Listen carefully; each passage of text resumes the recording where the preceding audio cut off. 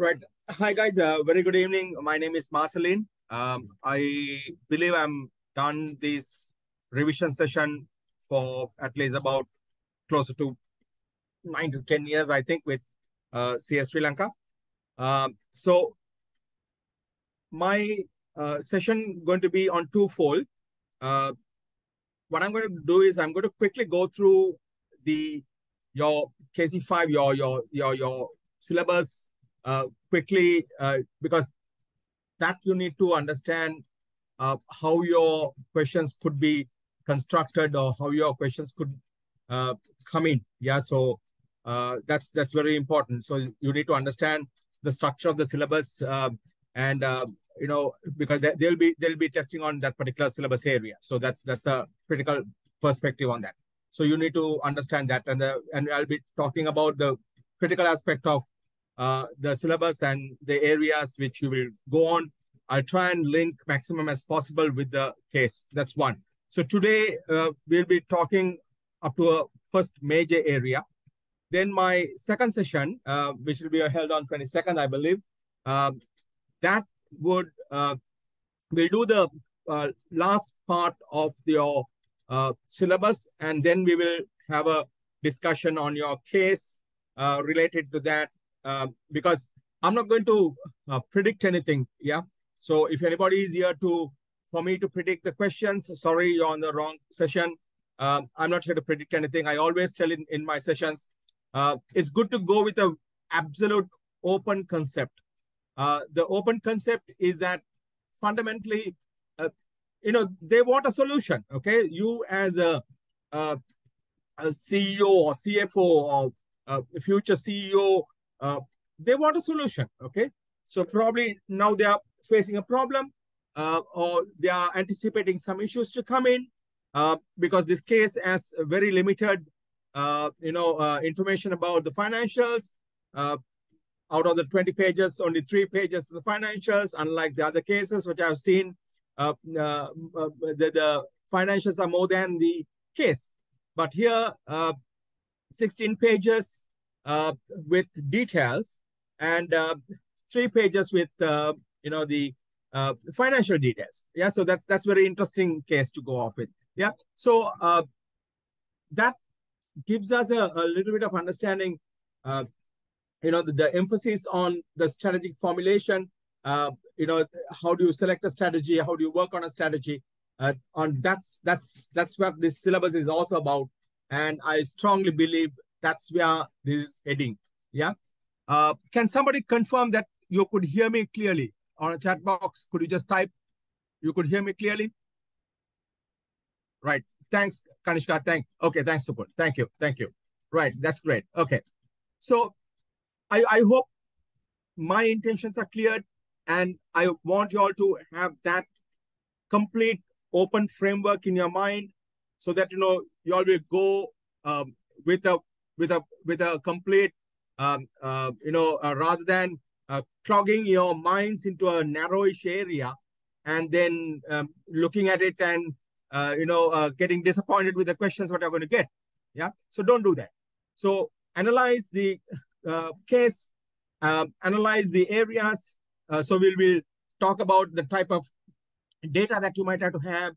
We'll talk about the the questions that you might have to ask for yourself, and get prepared for this particular case study. Yeah, so I believe that you'll have done certain work. I'm sure that you'll have done good amount of work. And if you are not done, start today. Okay, if you are not done, start today. Right, so start today. Spend about at least 200 hours. Then probably you could be ready with a case study. Yeah, that's how it works on. Right. Okay.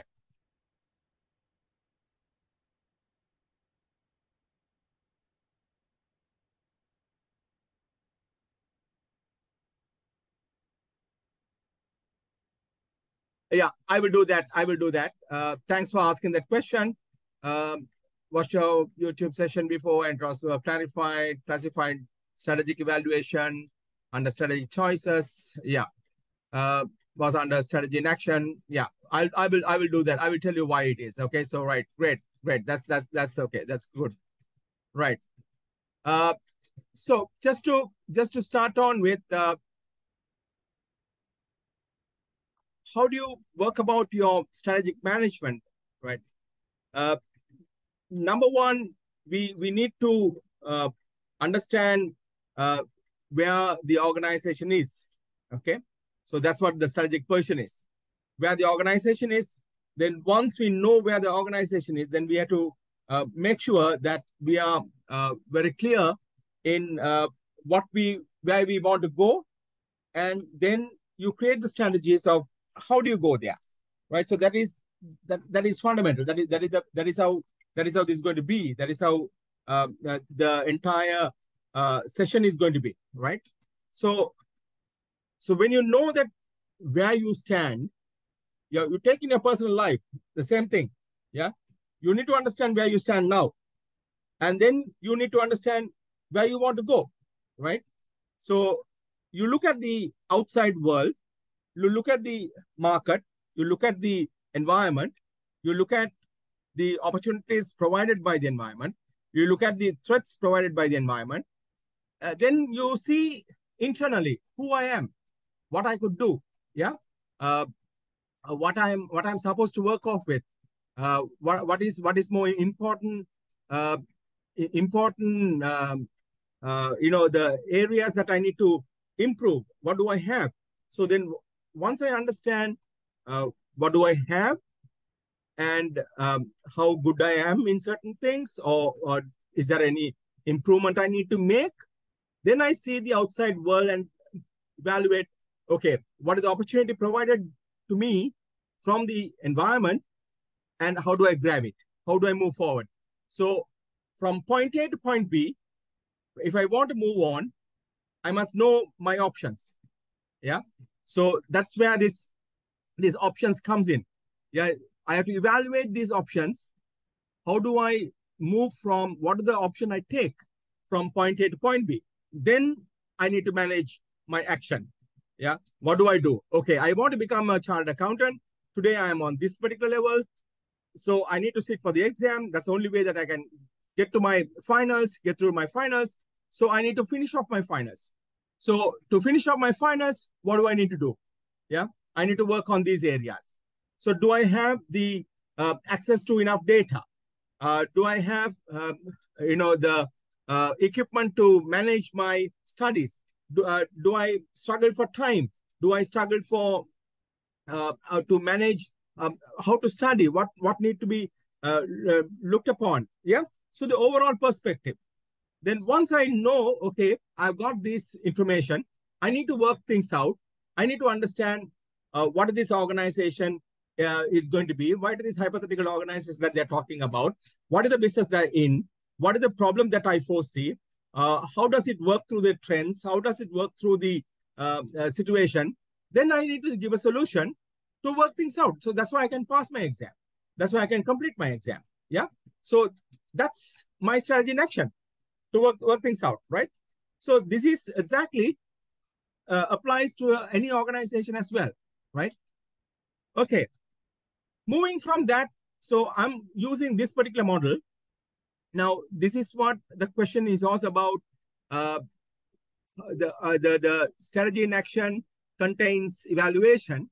So I'm using this particular model, which is also by the Johnson Riskin and Scholes model, talking about the choices having that evaluation. Yeah. So either you use in the action, because then you will know what exactly that you need to work off things. So understanding what choices I'm going to make, that I could take it to the strategy in action. Yeah. So look at the examples like the strategic position, to understand the strategic position, which is very, very critical, very important. Because that is where we are going to spend a lot of time for us to understand who we are, what we are capable of, how do we, on what basis that we are built on, and what are the options that we have, what are things that the environment is looking at, who are the competitors that we have to fight with, who are the people who surrounding us, who are my strategic customers. So these questions need to be answered. So you need to answer thinking on this particular line, yeah, understanding how the things are going to work off with. So that's what we are looking at. So strategic question, as I said, is concerned with how the external organization is going to impact me. Yeah. How that external organization is going to impact me on creating the strategy. You see, the entire thing is about solving a problem. Yeah. The entire thing is about solving a problem. What is the problem? In a nutshell, the difference between the present state and the desired state. The difference between the present state and the desired state. Yeah. So, for example, you need a car. You don't have a car. The present situation is that you don't have a car. So, the future state that you want to own a car. So, there is a problem. How do I fulfill that? How do I get along with that? What do I do? What is the best option? Now I will be looking at the options available to get that vehicle. Number one, join a company which is going to provide me a car. Is it possible? Yeah. Number two, collect money, save, then buy a car. Number three, get married to a person who has a car already. Yeah. Possible. Right? So now you're creating the certain options. Now you can evaluate, okay, which one will suit me best? Yeah. Who I am, which one will suit me best? What is that outside world? What happens if I take a loan? What do I need to provide with? Now, those are the things that, you're evaluating those options. So once you evaluate those options, then you make it happen. For example, let's say out of the 4 options that you're selecting to go for a loan and buy a vehicle. So what do you need? Yeah. Your strategy in action would be what? Probably you might have to supply your letter of confirmation from the organization, your salary particulars, your bank details, and then approximate a vehicle loan that you're going to apply for. Yeah. So then accordingly, evaluating your credit rating, the bank will give you the loan. Yeah. So that's how it's going to work. The same thing. So externally, what is possible? Externally, what is available? Yeah. Externally, how these things work on with, right? Then once you do that, you're looking at the internal perspective. Now I made the decision of getting a loan because my credit worthiness is good. I have no problems with my crib. Yeah. I have maintaining a fairly healthy balance because the banks will be interested to see whether I have the cash flow to pay. Yeah. So monthly there's a savings on, monthly there is a fair amount of savings. So if I want to go in for an installment, probably I might pay about 90,000 rupees. So almost 2.5 lakhs being saved on the account concurrently monthly. So in that basis, bank, I have a very good say. So I'm looking at my capability. Hey, look, if I don't have that capability, of providing sufficient data, sufficient funds, then probably I might have to look for some other option. Yeah, option of being, getting at a high interest rate. Yeah, probably because they're taking a risk on you by providing a loan, so then they will be increasing the interest rate. Yeah, so that could be the possibility. So that's why you need to understand your own strategic capabilities, right? So once you do that, you need to manage your stakeholders' expectation. Like the organization, whoever who has been involved with the organization, you as an individual also would have a stakeholder. Yeah, you also would have stakeholders in your life, right? So that's where we are looking at, right? That's where we're looking at. So we need to understand, okay, your mother might say, hey, don't block your money now. Yeah, because there is going to be a wedding. You have to take care of your sister's wedding. So then you might have to save money. No need to buy a car now. Stakeholder expectation managing. If you're not married, your girlfriend might say, hey, buy a car. Yeah, that's another stakeholder expectation. So it's similar to your own life. The organization also would have different stakeholders. We will go into detail when you come to that particular area. So that's your strategic position aspect of it. Yeah. So you're looking at the environmental perspective, your capabilities, and your sorry guys, just a moment. Your cultural perspective, and also we need to align ourselves with the purpose why we operate. Yeah. The purpose why we operate. That's critical. When you look at the choices, once you know who you are internally and externally, you are looking at the opportunities that have been provided. You are looking at your strengths and weaknesses internally. Now you have going for some strategic choices. What do I do? Yeah. What are the basis, of formulation of the strategy? Now as I said, I understand, I'm good in my finances. Okay, then I can go for a loan. Yeah. So then probably I might have to manage myself and my family. Yeah. So think that corporate is your family. Corporate is your family and you as a business unit, right? Same way. So the corporate would tell the business unit, hey, look, guys, you don't know, you can't invest now, or you need to do this, you need to do that. Yeah. So we need to manage that particular area. Yeah. And once we do that, we look at the way that we are going to grow, that, because that's what the organization wants. Okay. Way that we are going to grow.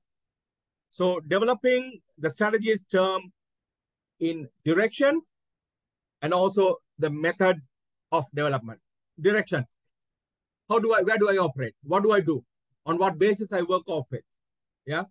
Say we use the Ansoff matrix for convenience. Very much easier. Am I going to operate on the same market with the same product? Market penetration? Or am I going to do with the same market with new product development? Or am I going to go with the same product, new market development, or totally different, new product, new market? Can I go on diversification? Diversification, backward integration, forward integration, horizontal diversification, whatever you want to do. Yeah. So that's the direction part that you're looking at. And how do I develop myself? Hey, do I invest on my own with my profits, what I have? Oh, that's called the organic development. Brilliant. Or do I merge and acquire and become big? Yeah, that's the second way. Or can I create a strategic alliance? Yeah. So different methods of development to go off with, right? So now these are things that, we have to make certain choices. We have to identify and understand, like, okay, with my capabilities, with the challenges provided, the opportunities provided in the environment, what is the suitable strategy that I need to adapt on with? Yeah. So that's something that we will be talking about. So we'll be trying to understand the business level strategies, which is the competitive strategies. We'll be using Porter's generic strategy and Bauman's clock model to understand that particular level. Then we'll go into the corporate level. Corporate level, you decide so many things. You decide in your portfolio, you decide in your direction, you decide on your development in so many ways. You go decide on your internationalization, on how do I work things out. Yeah. So that's international strategy, innovation, anything new that I'm going to bring it in. Yeah. Plus the evaluation on how do we get along with. The confusion here, the evaluation I'm using is to identify and understand which one of these would be better for me to implement. Yeah. So that's probably that's a confusion that people would have. But logically, what I would see is like, okay, look, I'm going to evaluate my strategies on what are the basis? Yeah. Suitability, acceptability, feasibility. I'll be evaluating my strategy and I put it into action. Yeah. Then when I put it into action, then do I have to change the structure? Do I have to change anything? That's the next alignment, next step. So once you do that, you need to put your strategy in action. Yeah. How it is worked? How does it work? How am I going to make this happen? A strategy on a paper, it will look nice and clean, and it will have no meaning unless you implement it. Yeah. So you need to implement it. You need to put it in action. Yeah, you need to put it off. Yeah. So for strategic action, once I know, okay, this is what I'm going to do, then I have to see whether the structure, do I have to change now? What is the structure now currently I'm having? Is this a product structure I'm having now? Or is it the what do you call the functional structure I'm having now? Yeah. So what is the structure? Is it a matrix structure? Is it going to be better? So then I need to analyze and see whether I could change the structure. Yeah. Then do I have to change any processes? Like, for example, you go from mortar and brick company into online sales. Your organizational processes completely changes. Your organizational processes completely changes. Your payments are going to be online. You're going to deliver goods. Not that you're going to depend on any your wholesalers or retailers to come and buy and give it to you. You're going to deliver by yourself. So your organizational processes completely changes. Then how do I manage that change? How do I manage the change? How do I get my people to change? What are the areas that I should change? Yeah. So these are the questions that you need to answer. You need to identify and understand. Yeah. Right. Just to give you some questions, I always tell these questions are going to be very, very critical. There are 14 questions. Okay. So you master these 14 questions, you find your strategy. Okay. You master these 14 questions, you find your strategy. The first one, what are the environmental opportunities and threats? What are we looking at? We're looking at O and T. Yeah. We're looking at O and T, right? So that's something that we are looking at, right? So we are seeing the opportunities and threats. Then we are looking at the organization's strengths and weaknesses. How do I identify and understand what my strength and what my weaknesses is? Yeah. So that gives me the idea of what I spoke to you earlier. Then what is the base purpose of the organization? Where do I find this? Your vision mission. How does the culture fit the strategy? Whether the culture helps me to do the changes, whether the culture will help me in creating this particular strategy, or do I have to look for a new perspective, or do I have to go and see what are the other options that I have? What are things that I need to work off with? Yeah. So few questions that you would ask. What that tells you, it all talks about your strategic position. Then the balance questions will be strategic choices. Then the other set of questions will be strategy in action. So you answer these questions, you're fine. You're done with. Yeah. For example, how does the business unit compete? Porter's generic strategy or through Bauman's clock model? Do I have to compete on cost leadership? Do I have to compete on differentiation? Cost focus differentiation. Yeah. Or additionally, in Bauman's model, we learn about hybrid. So is it good to go on hybrid? Which business model includes the portfolio? So you use your BCG matrix to understand whether how many cash cows that you hold, how many cash cows can support your question marks, how many cash cows could support your stars, and whether the stars are growing, or how many dogs do you have? Are you going to kick them off? How can you compete internationally? On what basis they're going to compete? Are you going to, it's like you just export to have your own operations over there? Is the organization innovating appropriately? Innovation is the key. So, and especially if you're on the matured market, innovation is absolutely essential. You need to understand where and how that you could manage this. Yeah, you need to understand how this innovation would help you in growing your business.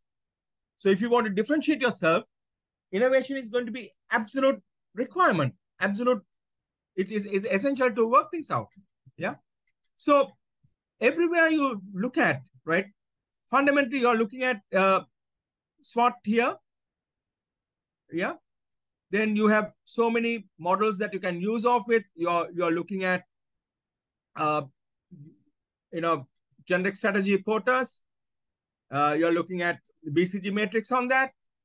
Then you have the internationalization models coming in, the type of innovations that you're going to make, and then whether your organization buy other companies, ally, or go it alone. So that's what I said, whether you could go organic development or inorganic development or mergers and acquisition becomes like, that's onto this, whether you can go on a strategic alliance. So once you have this strategy in action, you're looking at whether it is acceptable, feasible. So I'm trying to work it out at the beginning itself. So you're acceptable, you're suitable, it's feasible to work things out. Then kind of processes you need, the structures that you want to work off with. Yeah. So how do you manage the necessary changes? So these are the questions that you need to understand in your mind. Yeah.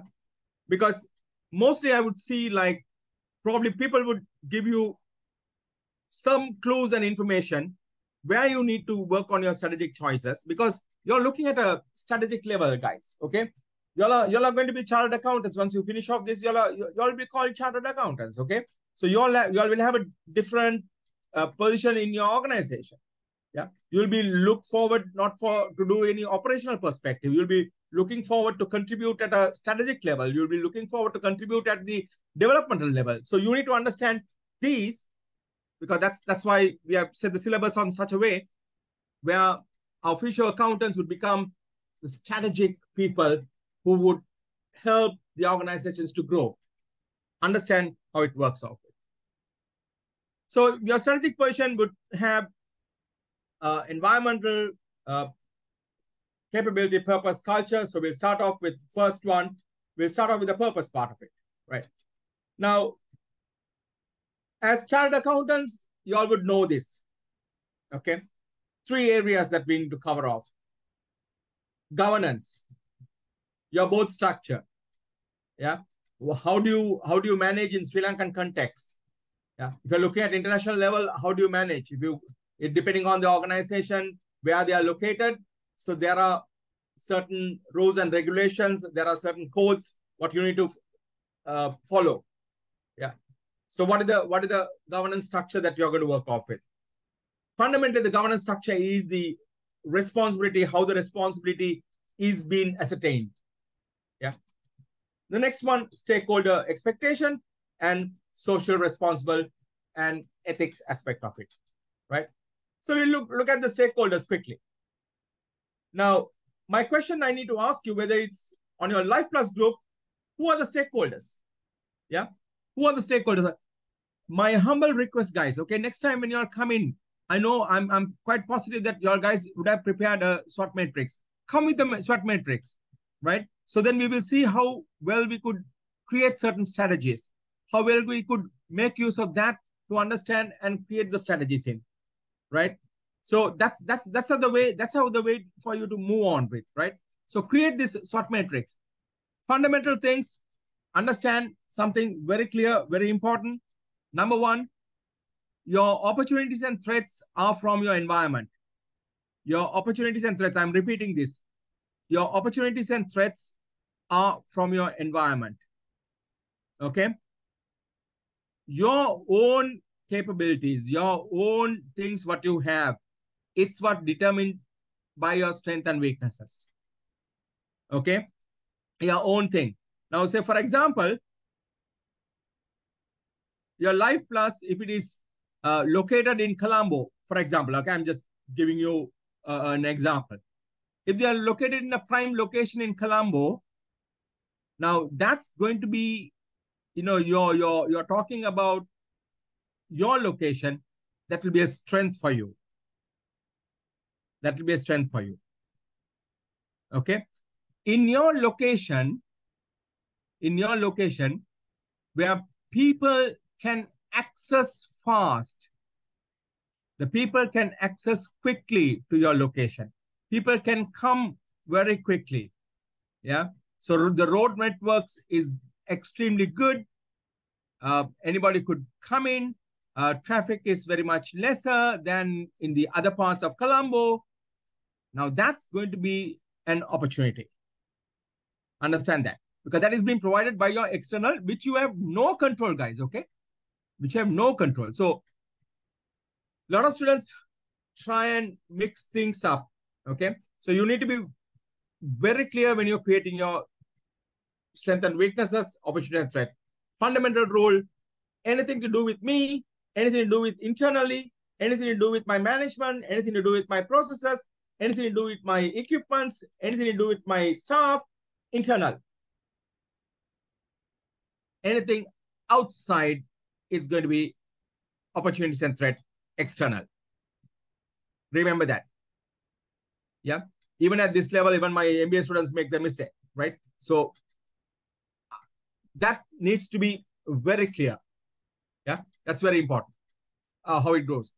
So tell me, guys, on looking at these things, you have your owners, you have your financial communities, you have your activist groups. Obviously, for hospitals, there will be enough activist groups, okay? Your customers, your patients are coming in, right? Your employees, right? The unions involvement, the employees, your managing staff and your employees. Yeah.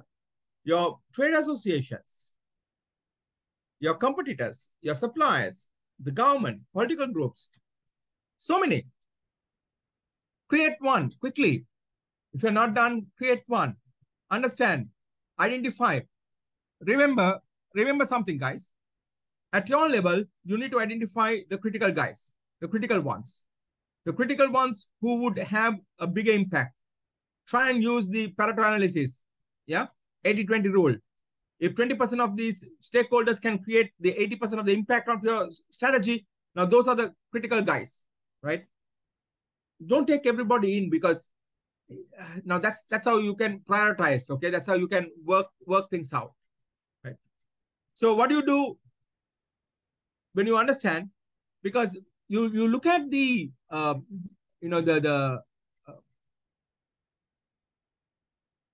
why you need to understand your the stakeholders, whether they are internal or external, because they come with various expectations, and these expectations can conflict. Yeah. For example, now you could read this through, but then, for example,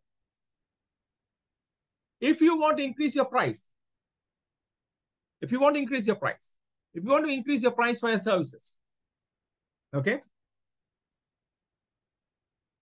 what will happen? Your shareholders will be happy. Hey, come on, I'm getting better profits. Your customers are not going to be happy. Your government is not going to be happy. They might even come out and say, hey, look, there's a maximum price that you can charge on this test. They did that, okay? They did during the COVID time. Yeah. And they did for certain other tests also, like your sugar test and, the blood glucose plasma test and things like that. They did that. So one group might be happy. The other group might not be happy, because they want, what does the customer want? They want an extremely good service for a low price. Government would want to be fair. Yeah. Government would want employees. Now you bring in robotics, okay? You bring in robotics to serve meals and things to your patients in the room. Hey, that's going to cut off at least about 20 to 30 people's job. The automations, these robotics waitress, robotic serving, they've tested in Singapore. It works perfectly. They've removed 50 of their cadre, and best of all, these robots they're not tired. There is no shift work for them to do. Yeah, they can work 24/7 without any problems. Benefits. So where you want to create certain things, there would be certain groups which are not going to be happy. There would be certain groups which are going to be happy with your move. So you need to manage that. You need to manage that. People who come with short-termism, you can see that. So they want to create short-term, like, you can overwork your machines. You can overwork your machines and get more profits, more results generated daily, and and that might wear off in a couple of months or years. Then you have to reinvest again. For short term, that you are making profits, but then in the long term, you have to reinvest the machine cost. So what you do, you try and understand, okay, right, I need to manage this. I need to manage these stakeholders. So I need to map them. I need to map them with the power and interest, Mendelow's window. Yeah. How do I map them? How do I give the priority? How do I understand them? Yeah. With the level of interest, the level of power, that you can create certain groups. Yeah. So you could see the key players who has quite high in power. Yeah. High in power, and their interest is also very high. So they're key players. Now, depending on the organization, depending on the industry, these can change. These can change. For example, now since you're doing only for a hospital environment, then probably you can, it is much easier. Okay. Now, let's say you take the government, regulatory authorities, the bodies. Yeah. I'm sure they are very much interested. And also they have the power to stop your license. So they would fall into this key player category. Yeah. If you justify and tell me, hey, look, guys, no, they don't have any powers. The regulation is such that they can't stop you from your license and things like that. Then probably they might fall into the keep informed category, because the interest might be high, because they want to know whether the patients who are getting admitted in the hospital are getting they are getting cured, there's sufficient care being taken in. So they'll be interested in knowing that. But then if the power is not there, then you have to keep them informed. Guys, okay, look, we admitted 3,000 patients. Out of the 3,000 patients, 2,900 left in a couple of days, and 100 out of the 100, these are the breakdown, etc., etc. Keep them informed, so that they will know what is exactly taking place. So try and understand, try and work this out. So probably this is another element that you need to understand and work. Have this on a slide. Have this on a piece of paper. Yeah. Who are the key players? Because when you formulate a strategy, ask that question whether it is suitable, whether the key players will be accepting this strategy, whether the key players will be agreeing on this strategy, will the investors will be agreeing on this strategy.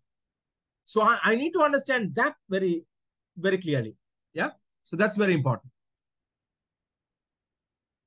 You could see the way that you can categorize. Okay. So the issues you might face off with. Whose expectation? Is the expectation of the shareholders or the expectation of your patients? So you need to clarify that. So that's why you need to go and look at your purpose statement. That's why you need to go and understand whether you're giving the Milton Friedman's theory or Freeman's theory. Yeah. Sole purpose of the organization is to be there is to make profit, or no, sorry guys, you need to take care of the stakeholders. What are the actual interest level and the power levels that these people have? Yeah. Who are the key people who would block and who are the key people who would facilitate my strategies? Is there any way that I need to reposition themselves? The people who are in the, I need to be careful, okay? The people who are in the keep informed category, they can accumulate the power and become key players. You need to be careful. Now, you take the minority shareholders for that instance. Yeah. The minority shareholders, probably they might not have sufficient power. They don't have sufficient power, but their interest is high. Yeah. So all what you do is you have to keep them informed. That's it. That's what the model says. So they don't have much power, but their interest is very much high because they have invested in the company. And minority shareholders as as individuals or small groups that they don't have much power to talk about. But if they join together, if these minority shareholders join together, their stake might be bigger than any individual stake. So let's say you have split your shares, let's say 25% of the shares you have given to the public. And if that people, if they join together and create one body and one representation, that representative could be asking for a chairman's post or anything on the board of directors because of the power what they have. So you need to be careful. So that's why you need to reposition themselves. Yeah. Now, is that power going to be there forever, or that power would be reduced? The interest also will be reduced. So is it going to be a short-term impact that you're going to face off, or the long-term impact? Yeah. So few questions that you need to ask with regard to your stakeholders, how they work, on what basis that they go on with. So the power is to, how do you push and get things done? Yeah. How do you pursue and how do you coerce and get people rally behind you, right? So this power could be within the organization or externally. Right?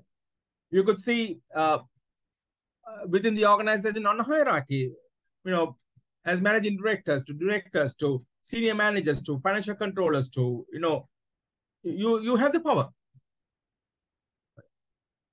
And also you can have the power through influence. You can be a charismatic leader. Yeah. I remember some time back, our bankers association was, the general secretary was a ordinary employee in one of those banks. He was neither onto a staff grade or senior category grade, but he was a charismatic person. Yeah. Whether these people have control, whether they can control their strategic resources, so resource power, whether these people have enough skills they possess. Yeah. They're given computer specialist, but then think of in your industry, think of pharmaceutical researchers. Yeah. Think of your lab people. They are experts. Whether they could control the human environment, yeah, with their negotiation skills, whether they could talk to people. Yeah. And of course, involving implementation. Externally, once again, whether they are capable of having control of your strategic resources. Say, for example, that's why they are giving the example as well. Your materials, your labor, your money, your financial suppliers, as well as your your suppliers who would be supplying goods and the raw materials, your machineries, whatever you require for your operations. Whether these people have there are enough people. Okay, there are enough medical reps. I would not call them medical reps. I would call them technical reps, who would be part and parcel of the operations, especially when it comes to knee replacement, hip replacement kind of thing. They would be helping the surgeon to conduct. So without his input, it might be difficult for even for the surgeon to get things done. Yeah. So they possess the knowledge of the skills, what is required for your work. And also people who could influence, who could control things off. Yeah. So check for the Life Plus group, who has it? Who are the people? Who are the people who have bigger power element? Once again, guys, as I said to you earlier, identify critical people. That's the key. Identify the critical stakeholders. That's very important because you're not going to satisfy everyone. Yeah, you can't. It will be tough. So you satisfy the key stakeholders who could have an impact on your strategy, who could have an impact on your growth. That's what you have to take care of them first. Yeah. So the power indicators would be the status, the claims on resources, the representations, the symbols. So anything, yeah, anything that you could have. Once again, identify for the Life Plus group. The second element, what you're going to look at here is to see on the environmental perspective. Yeah. On the purpose, I just want to add one aspect which is there provided in your case on the vision statement. To be leading compassionate healthcare provider, to be a leading compassionate healthcare provider in Asia, committed to advancing innovation and transforming lives one patient at a time. A nice statement, a nice vision statement. That's where they want to go. So they want to become a top person in Asia. I don't know why they are not decided to go in the world. Yeah, but then fine. That's good. Because generally the vision statement should be a big mountain to climb. Yeah, so then nobody would ask questions, right? Okay, probably they would realize that, to become #1 in Asia is going to be tough. Yeah, so then probably that's the reason they are set on. Look at the mission statement. To provide exceptional patient-centered healthcare services. Now, this is where my question comes in. So whom are they focusing on? They're focusing on the customers. They're focusing on the patients. Yeah, to provide exceptional patient-centered healthcare service while embracing innovation. So that's what they want to go about, okay? Research. So that means innovation, research. They would want good employees as well. So they need to take care of the employees as well, okay? And community engagement. So that's their third element, which is we saw on the purpose, your CSR and the ethics perspective.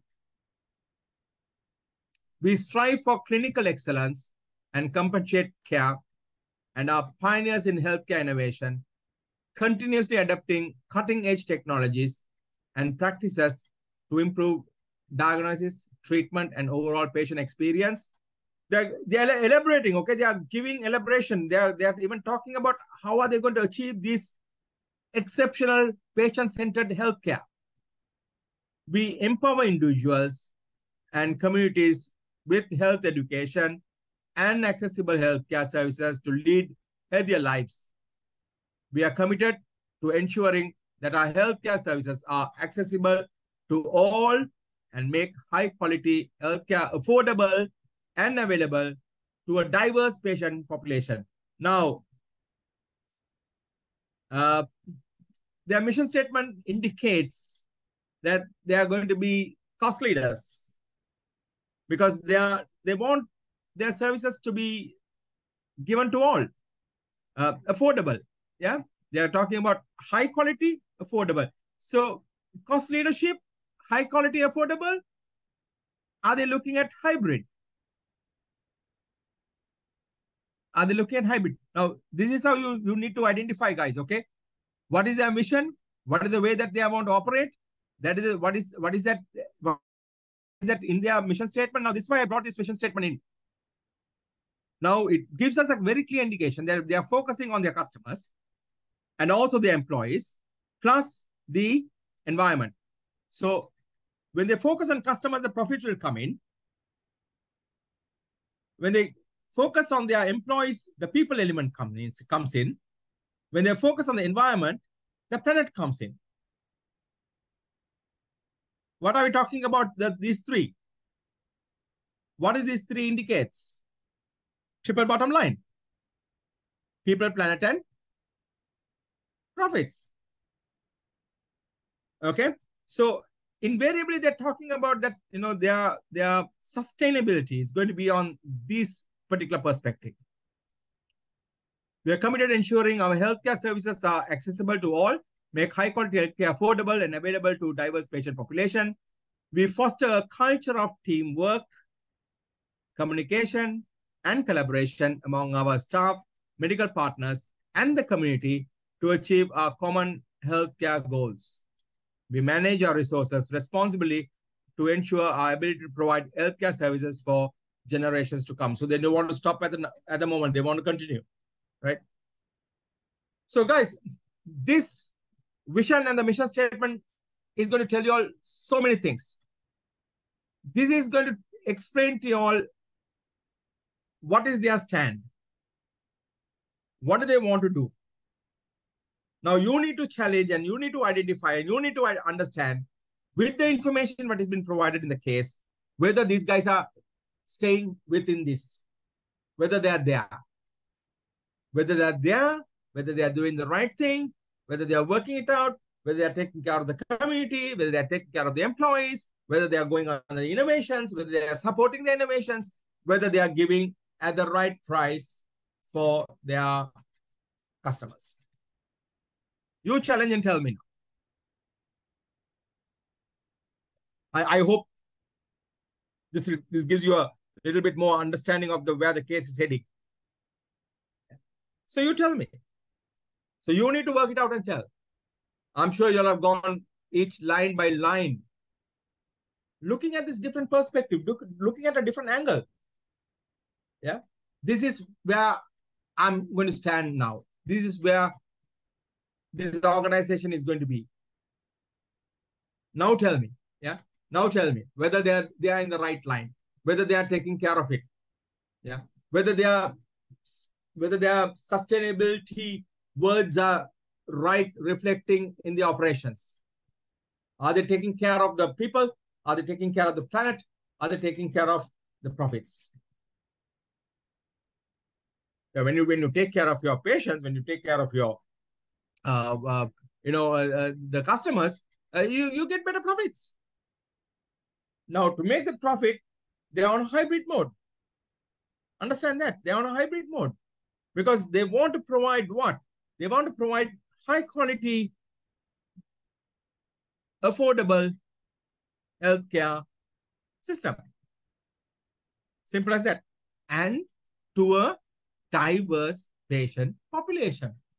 A diverse patient population. I hope you guys are thinking a bit seriously, guys.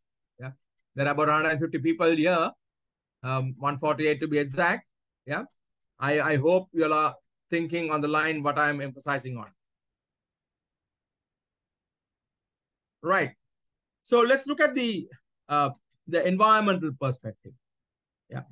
Now that's going to hit you all a bit hard. Okay, what I talk that you all need to take into consideration very serious to understand whether my purpose is very clear, whether my purpose is been relevant to the organization, what is currently happening. By reading these materials, whether I can understand this particular purpose, whether it is implemented. Simple as that. So the organization, the macro environment, your industry, sector, and also the competitors and your immediate people who are there, right?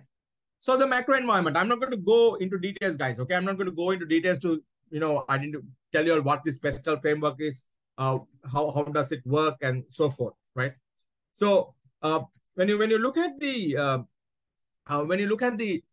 macro environment, these two elements comes out, okay? PESTEL framework, or I don't know whether you all have done ScanStep. That is also very good. ScanStep is also very good.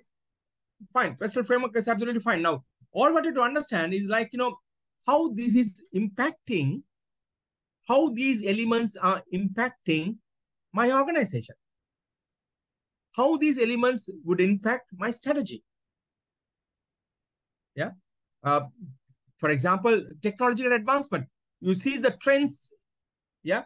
You see trends that they have talked about. What are the legal perspectives? What is your responsibility? Does the economic condition would support my claim? Can I give an affordable, high quality medical services to a diverse population? How far I'm looking care of the social perspective? The social is supporting me or not? So now these elements, you would understand, see whether it's a challenge for you or a supporting aspect for you. Yeah. You need to understand, because these elements could have different impact to different organizations at different times. So you need to identify and understand at this current juncture, December 2023, what is the impact of my external factors, such as political, social, environmental, economic, and technology and legal, to my organization. Period. You need to understand how it is impacting, what is the, is it, whether it is an opportunity or whether it is a threat. Now, I read an article, if I'm not mistaken, 33% of the population among the young generation will be diabetics by 2045, if I'm not mistaken. I can't remember where I picked it up. I need to get you the right thing. And already 15% are diabetics. The younger generation, that's you. Yeah. Now, does that going to provide me with some opportunities in the future? Yeah, of course, there'll be a lot of people. Now, I can help them because my mission says that I will be giving them some educational programs not to get into this trouble as well. How could I avoid you becoming a diabetic? Yeah. Or how do you manage this in a larger context? So now these are the challenges that you might face, right? So if you're looking now, for example, guys, okay, aging population, once again in Sri Lankan context, social, aging population, social perspective, opportunity, threats. Is it an opportunity or a threat? Some has predicted people who are born after 2000 will live for 150 years because of the technology advancement, because of the medical advancement which is going to go in. They're testing out spare parts, okay? They're testing out spare parts. Now, you know, if you want a kidney that you have to advertise and you have to get one, and either you pay or a donor or whatever, right? But in future, what they're saying is like, okay, oh, you want a kidney, you want with the O minus, fine, no problems. Here we manufacture for you. This is the price you pay. Yeah. Social impact because of that. What are the social impact? Nobody would want to have babies. Nobody want to have next generation soon. Yeah. They might freeze their eggs and the sperms. Yeah. Maybe later on in their life, when they are 120, 130 years, probably they might think of, okay, now let's have get a surrogate mother and get this sorted out. Or maybe at that time that, you know, the baby could be born in a conducive environment, which has been developed by the medical teams. So you don't need anybody to do that. So then there are social implications. Yeah. Interesting, isn't it? So you as an organization, how that's going to impact you. So what are the way that, you know, your new trends, your developments that you're thinking of, what are the way that it can move? What are the way that it can give you in looking at a different idea, different thinking Now, these are the questions that you need to ask. I'm here to provoke your thoughts, guys. Okay, I'm seriously. I want you to talk about it. I want you to identify and tell me, yes, these are the things that we need to take care of. These are things that what we are working off with. So this is where my problem comes in. Yeah. So you're looking at if you're looking at the emerging trends in your case, National Policy on Healthcare Quality Safety, Ministry of Health, they identify several strategies for achieving the objective of strengthening organizational settings towards customer-focused care that is responsive for their preference, expectation, and values the patient-centered care under the first key areas, customer-patient satisfaction and experience. Now, this is you're already there. You're already there in that particular area. See, your organization is aligned for that. Yeah, that's an opportunity because others have to think about it. Guys, now 1995, if I'm not mistaken, okay? 1995, yeah. Airlines, long-haul carriers, the doctors identified that, the thrombosis or whatever that block in your vein, and which might be dangerous, and it might even kill you if that block moves into your brain or some major arteries where they had conditions and people have died. So the aviation authority was about to order in a law stating a number of seats that the aircraft could hold with the limited with the minimum space for leg space. Some airlines got this idea prior. They got the information earlier. They immediately changed, and they were advertising. They were saying, we are providing leg space. We are providing long haul flights. We are providing leg space. So our passengers arrive safely. They hopped on, they went on very quickly. When the law was enacted, they had nothing to do. Other carriers has to ground their flight. They lost revenue to create and make their aircrafts with the sufficient leg space, regulation. So like that, your organization is already there. It's one of the, they have identified the trend, and that's been included in your mission statement. To give you another example on this PESTEL framework and the impact is like aging population and the impact that on the hotel industry. You might wonder what aging population has to do with the hotel industry. Who goes to the hotels? People who have money, people who can spend. So the people who are retired would have money. Unlike in Sri Lankan context, the other part of the world, yeah, people they would have money, right? So they'll be getting a pension. So they'll be working on with the pension. So they want to travel, they travel with the money they can save, and they can spend. Now, once they go, do you think that they want to get into activities? Do they want to get into running around, participating in scavenger hunt and jumping up and nah? They just want to sit, relax, probably in the pool, having a drink, seated somewhere. That's what they want. So what do they need? They need pools closer to their rooms. They need restaurants closer to their rooms. They don't need big TVs in the rooms with YouTube connected, your Wi-Fi connected, or whatever it is. No, because they will not be interested in looking at the programs. They'll be only interested in looking at a TV. Yeah, probably if you have your grandparents living with you, probably you would have experienced that. Okay, they just want to see anything on the TV. That's all. If somebody is talking, then they will listen. That's about it. So you change the channel, it doesn't matter to them. For most of the people, okay, not for everyone. But that's how it is. So then you don't need to have sophisticated TV channels to work things out. Netflix, not important.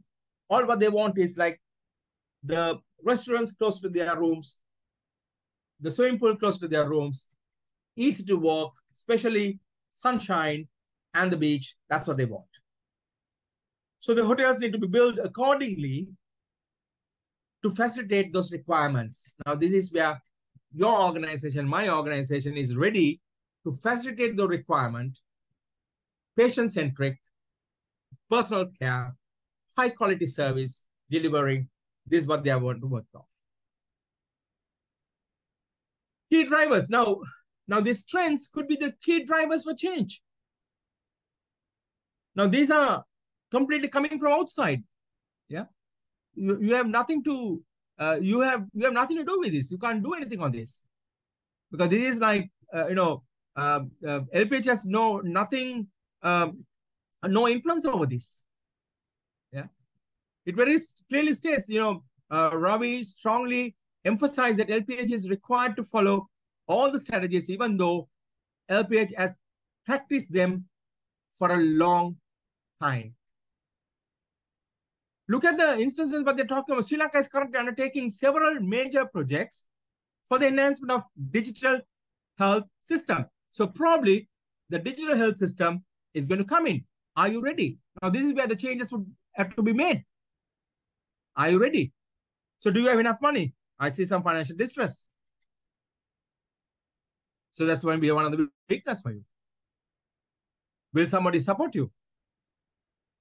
Will the shareholders give you money? Will the government give you money? Can you get money from your financial institutions? So not only digital health system, workforce enhancement, and aggregate the reporting systems. These projects include an upgrade of hospital health information management system, a wide-scale deployment of OpenMRS, and then implementation of an upcoming drug management information system called Swasta. So they are looking at everything to go online, everything go digital. Now, are you ready? Are you ready with those information to work things out? Now, these could be the key drivers for change. Because when government steps in and tell them, that's why I said like the key players, okay? When they see that, these changes need to be done, going digital, yeah, going towards the customer-centric healthcare situations, right? You can see Ravi has asked his team to design strategies for next 10 years. They're looking at long-term corporate planning.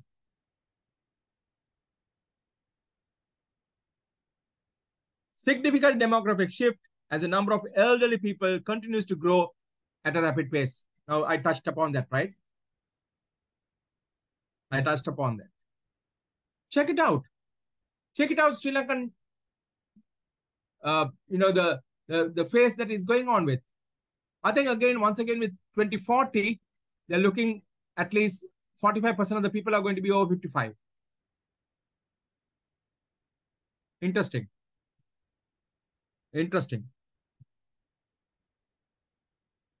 Mainly attributed to the growth of elderly population age 65 years and above.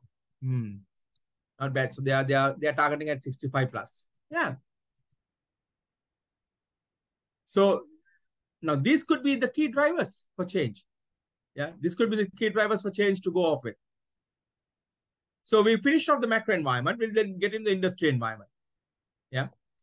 So industry environment, obviously, you're looking at fundamental, you're looking at Porter's 5 forces. Yeah. So you're looking at competitive forces, industry life cycle. So that's 2 areas that you're looking at. Once again, I'm not going to go through each and every competitive forces for you to understand. At this level, you should be able to know what these competitive forces are and how the impact is going to be, right? For example, potential entrance. What is it? Can people enter into this particular market? Can people enter into the hospital market? Is it easy to invest? Is it a struggling industry? Is the profit is high? Is it attractive? Ask these questions. Whether the new people can come in. If the new people are going to come in, that's a threat for you. Because new people will be investing on new digital, along with these new trends, what they're looking at. Your buyers are your customers. Your customers could be two people. One, your your patients, and also number two, who are admitting your patients. Now, if you're looking at over 65, number one, admitting would be their children or the insurance agents. You're getting the point? It's two different people, two different perspectives. Yeah. Whether they have that bargaining power. Do you think so many companies are in the industry? How many hospitals are we looking at? How many hospitals in Sri Lanka? Yeah. Is the medical facilities what you're looking at? Is there any substitutes? Where do you put this Ayurvedic medicine? Where do you put this homeopathy medicine? Where do you put this, the healing through, what do you call that?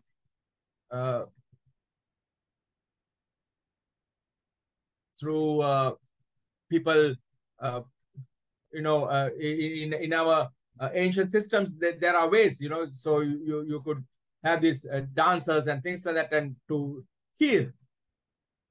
So that is that the substitutes that you're looking at? Do they have a big impact on your business?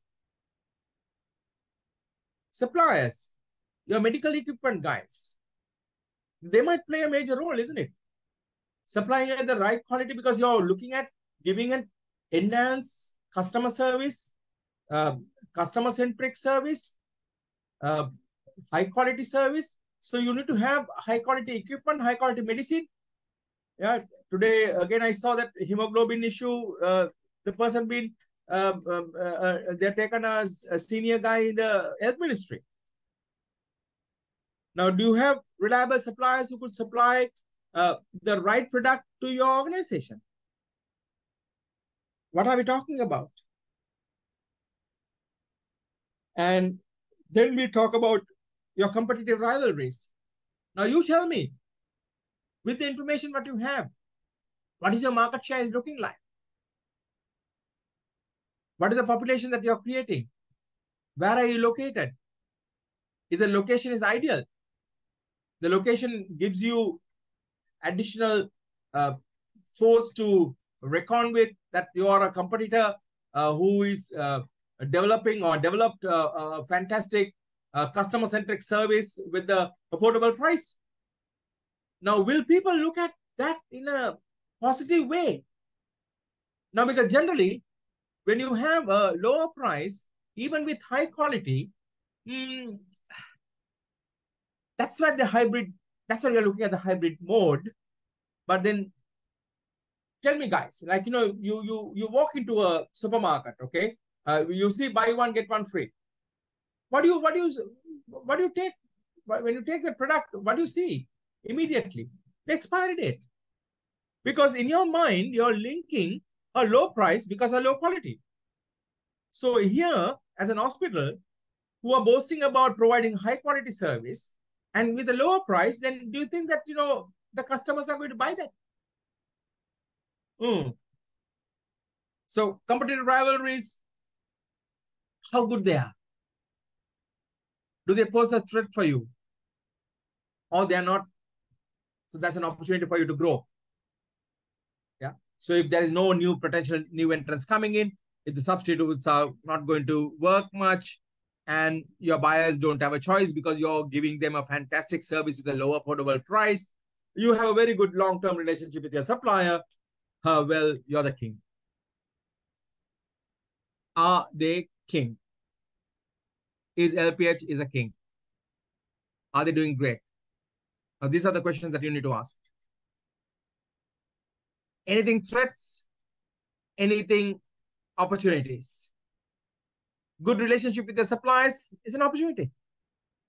Maintaining the suppliers, because probably you might have to sign up with them to get a good price on a long-term basis. Now, will that have an impact on your current socio-economic context where the dollar fluctuation is really high?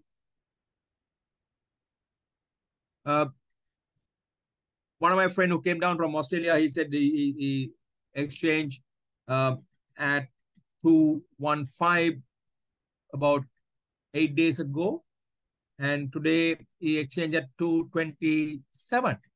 So that is this legally, okay? So you're looking at 12 rupees. So that's almost about 6% increase within a couple of days, a week, 10 days, say. Fluctuation. Now, if you're because I'm sure we don't have enough good materials to buy from Sri Lanka, especially the machineries. So you have to import. So you supplier quoting a price, fluctuation. So do you hedge the pricing to work things out? Can you budget it appropriately? Interlink, guys.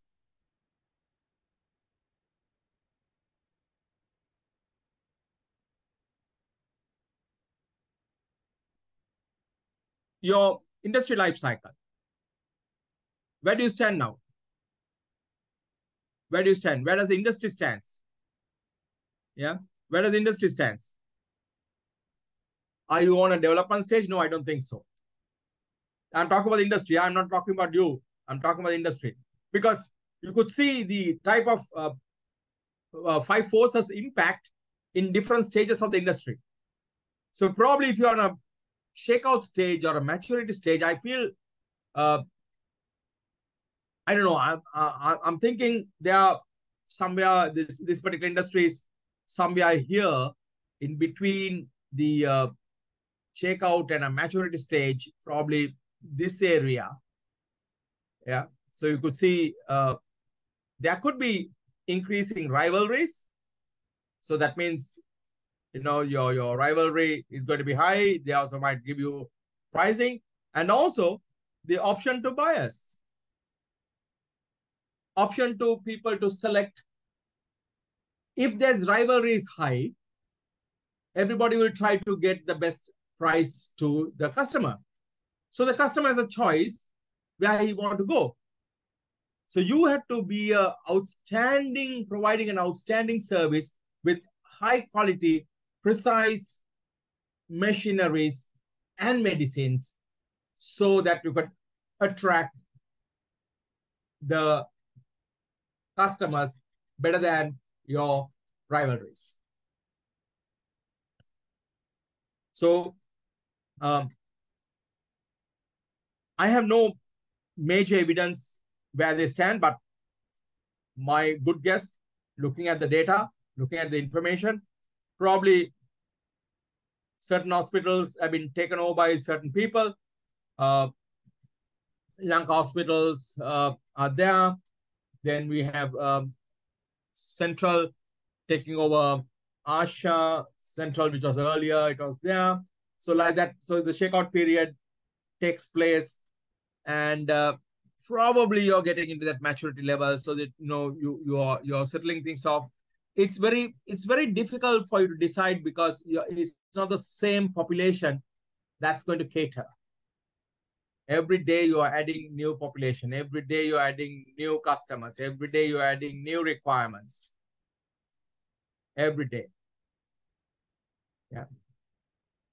So probably if somebody's going to argue with me and tell me, look, they are on the growth stage. Yeah. This industry is on the growth stage. Our Sri Lankan industry in hospitality, the private hospitals, is on the growth stage. And this particular, probably they are there and getting into this new area. So is it low rivalry? I don't think so. Okay. We have enough competitors who are fighting. So whether there are enough competitors fighting outside Colombo, there are enough competitors fighting in places where they are going to go.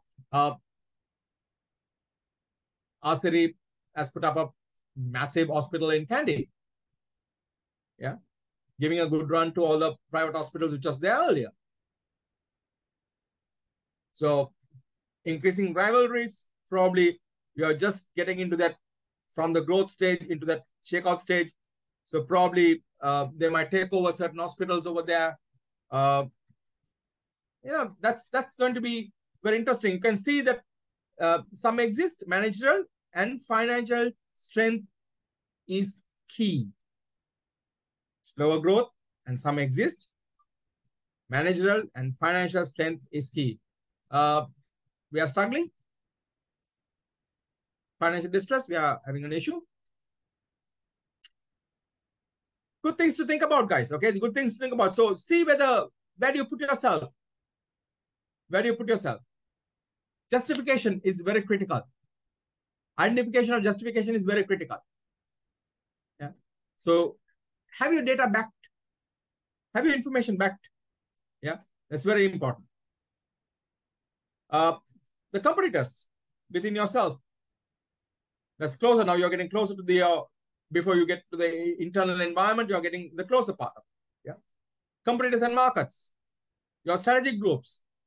Who are the people who will be operating on the same level? Who are the people who are operating on the same, the type of people? Now, say, for example, yes, all the hotels in Colombo will be fighting, saying the city hotels. Yeah. So you have 2-star, 3-star, 4-star, 5-star hotels in Colombo fighting. Yeah, city hotels fighting for clients.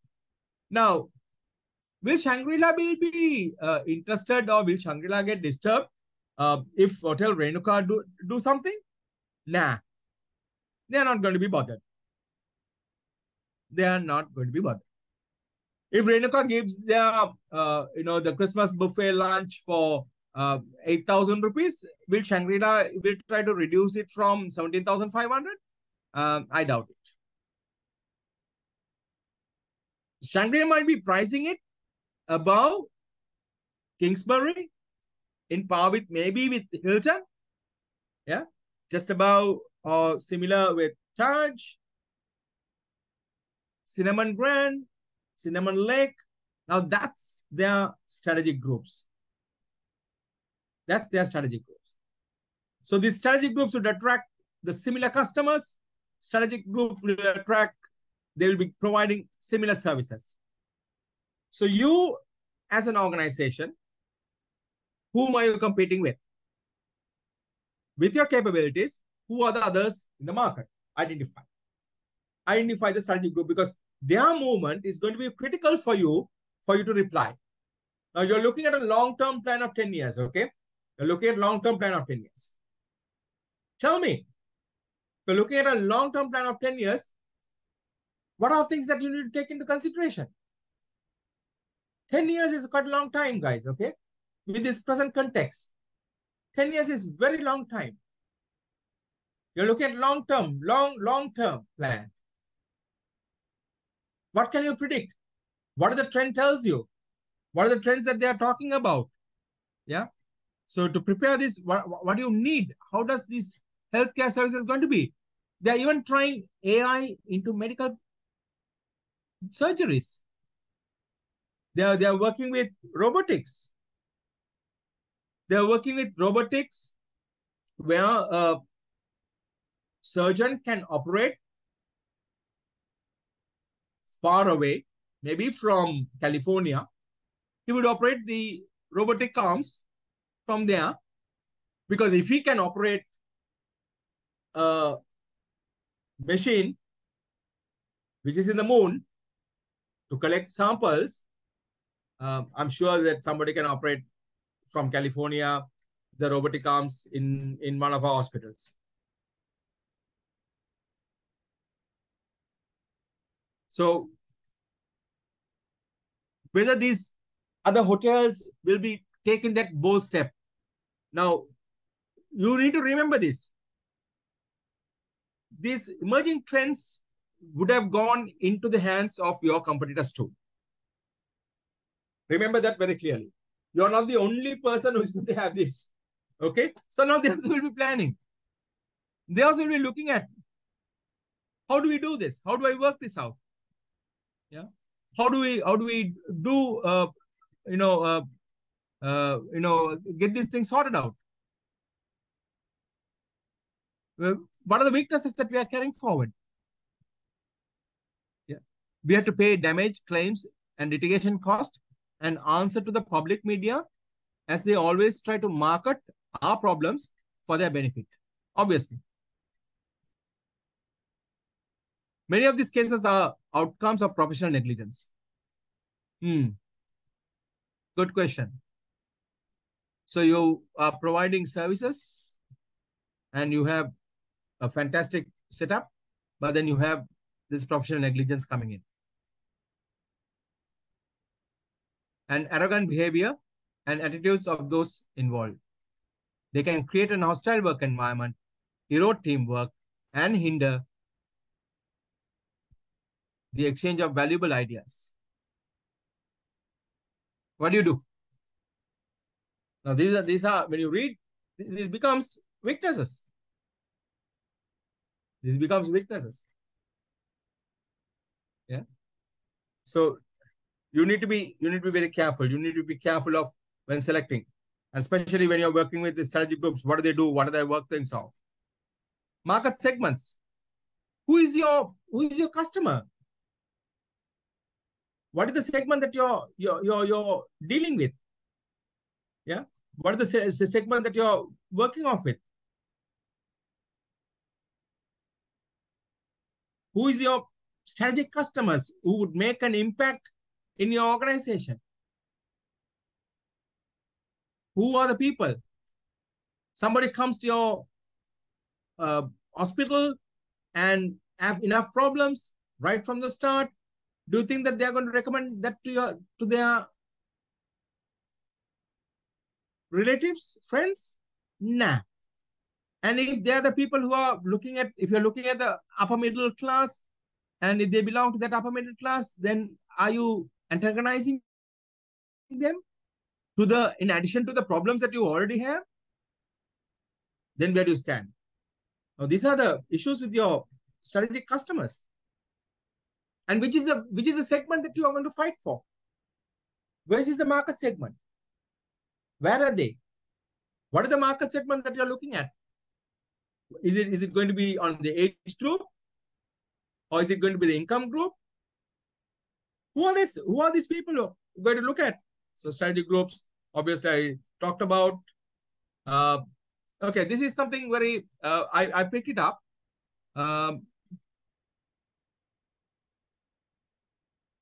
To be honest, guys, I don't like to cite this, but I went and checked these, the links what has been provided below, and I found this authentic. So therefore, I'm displaying this. This I got from Wikipedia, which I don't support, to be very honest. But what I do is like I go and check from where this has been picked up. Okay, where this from the Wikipedia, where they are picked up. So I see that these are quite authentic information, and that's what I just included in, just to give you a rough idea how it works. I'm sure you would have picked it up as well. Yeah. 555 government hospitals, Ayurvedic system, number of private hospitals, Navaloka, Asiri, Hemas, Lanka hospitals and Durdans. Many private hospitals located in Narayanpet area, Asiri Surgical Oasis, 9 Wells. Many leading cities as Gampa, Kandy, Gaul. In 2014, the public sector accounted for 73% and 93% of the available bed capacity, while handling over 90% of the total patient admissions and outpatients visiting the hospitals. In private sector, top 5 players: Dr. Neville Fernando Teaching Hospital, Asiri, Navaloka, Durdans, and the Lanka hospitals accounted nearly 45% of the private sector bed capacity, with NFTH, the market leader, with 1,002 beds. Yeah. So now this is interesting, isn't it? Like, so you would see the type of competition that you have. Yeah. Right. Just a moment, guys. I get a warning about my battery level. Um, just a moment. I'm just trying to.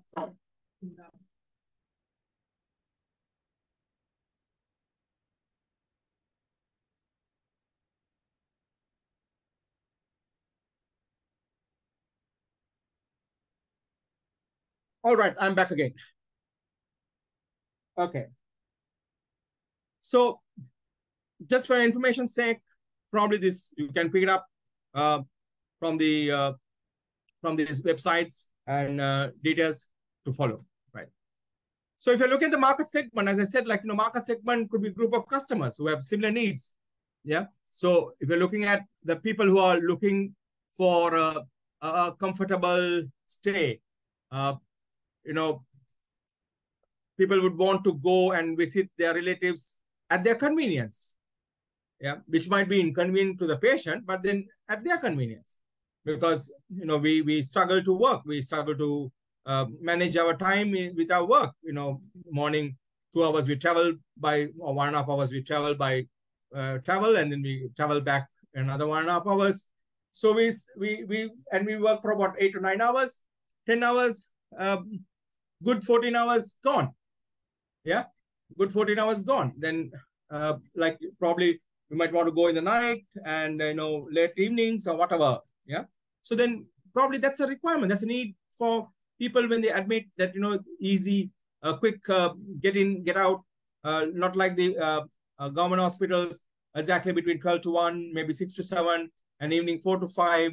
And maybe with certain restrictions that only 2 people will be allowed, and they'll be given a card to walk in, because to control the crowd, you can't blame them, right? You can't blame them.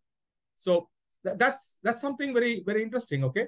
uh, for example, dinkies, yeah, double income, no kids, they would have different requirement uh, as a couple than double income with kids. Yeah, father and mother working with kids, their requirement, see, probably their vehicle would be a nice station wagon or an SUV. Double income with no kids would want maybe 2 sports cars. Yeah. Two would be going into 2 different parties. Double income with kids will be going into one party or no party. Yeah. So it's different requirements. Okay. Same way you need to identify, like, who are the customers of yours? Who are the people who want what are they looking for? What are they looking for in a private hospital? What are they looking for? How do they manage themselves? Right. So that's how you try to work things out. So which market segment are you operating on? Who are the people? The strategic customer, as I said, like, who would have the more influence? Yeah, who would influence you to go off with? Right. So that's something that you need to identify. Identify who the strategic customers are. Now, this is where something very interesting can take place. The identification of the strategic gap. The strategic gap is, guys, where neither you or your competitors are operating in. Both of you are not operating. I'll give you an example. I'll give you a classic example, maybe not from the hotel from the hospital industry, but in the FMCG industry. Okay, very interesting, right?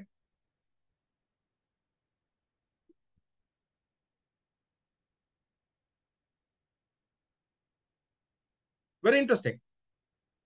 So you would see one, let's say, the soap market. Okay, you're looking at I don't know how much a cake of Lux costs now, maybe 75. I'm not sure. Okay, I'm just putting 75, right? Then probably at a high level, you'll have Dove. Uh, I'm not Still, I'm not sure how much this price. Let's say 250. All right. And you have other brands, smaller brands. So you will have more hovering brands here. Your Velvet, your Vanival, your Comba. So all those things will be hovering around this pricing.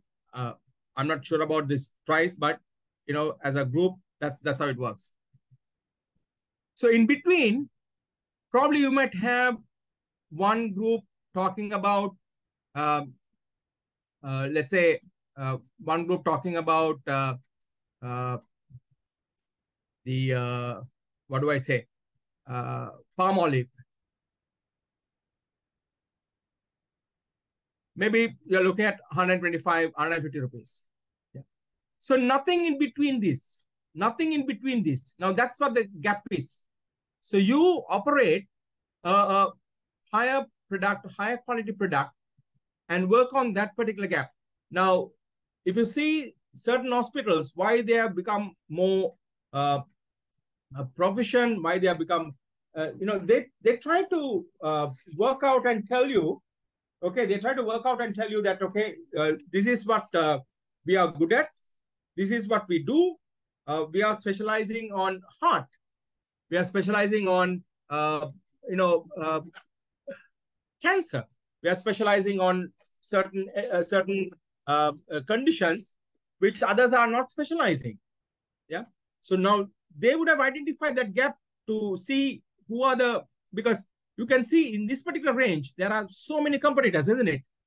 In this range, there are so many competitors.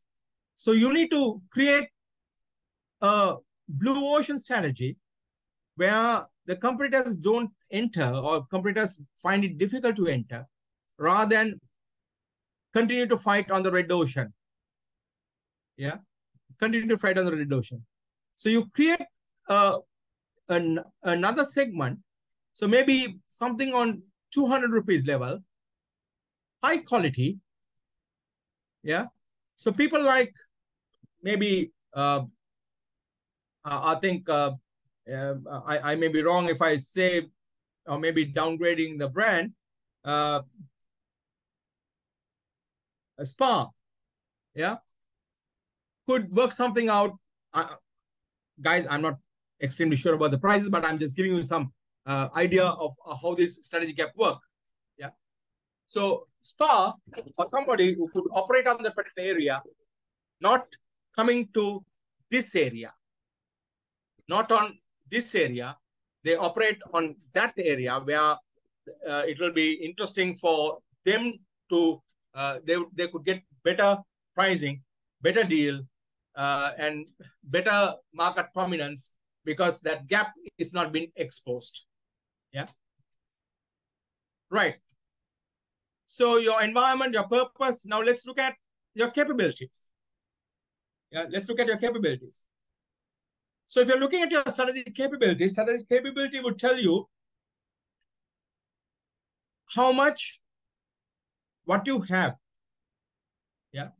So few details we try to go through. I'm trying to use the RBV, resource-based view, which will be easy for me to explain. How does that work? Okay. So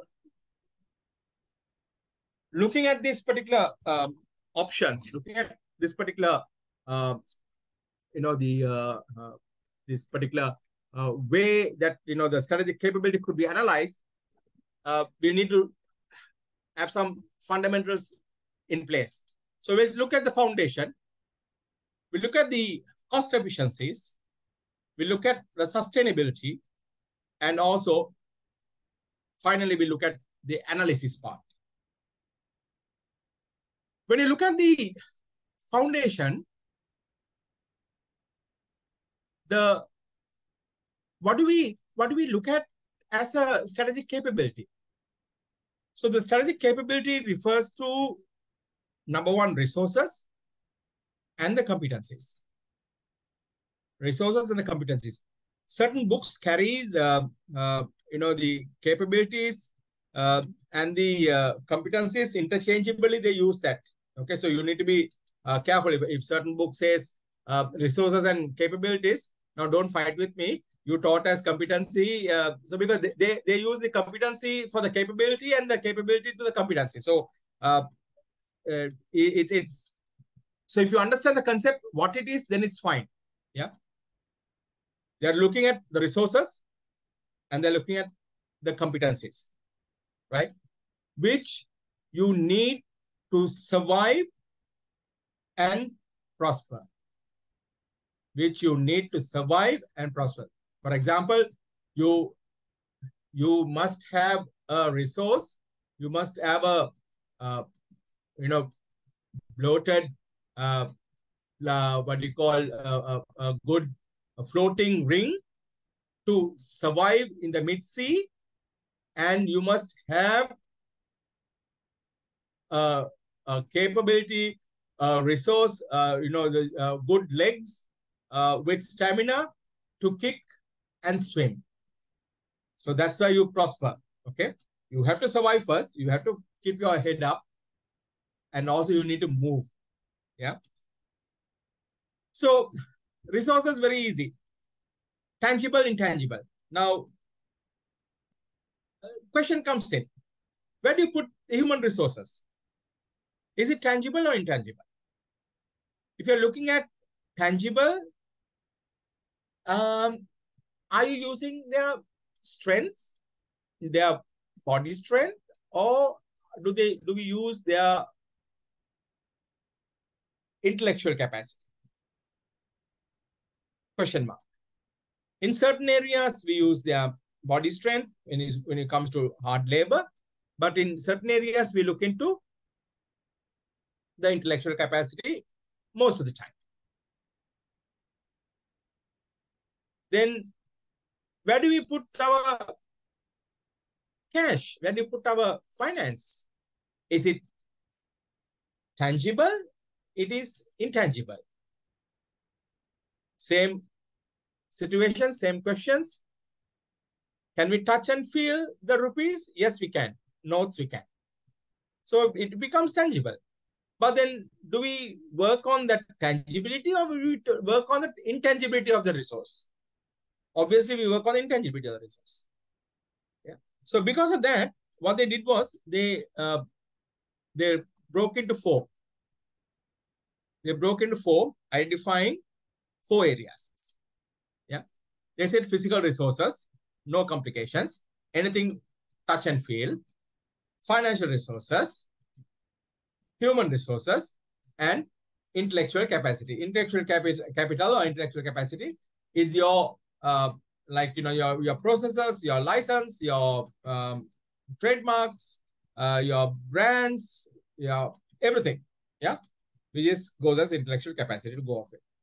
Now, when you look at these terminologies, which are very critical and very important, there is something called threshold resources.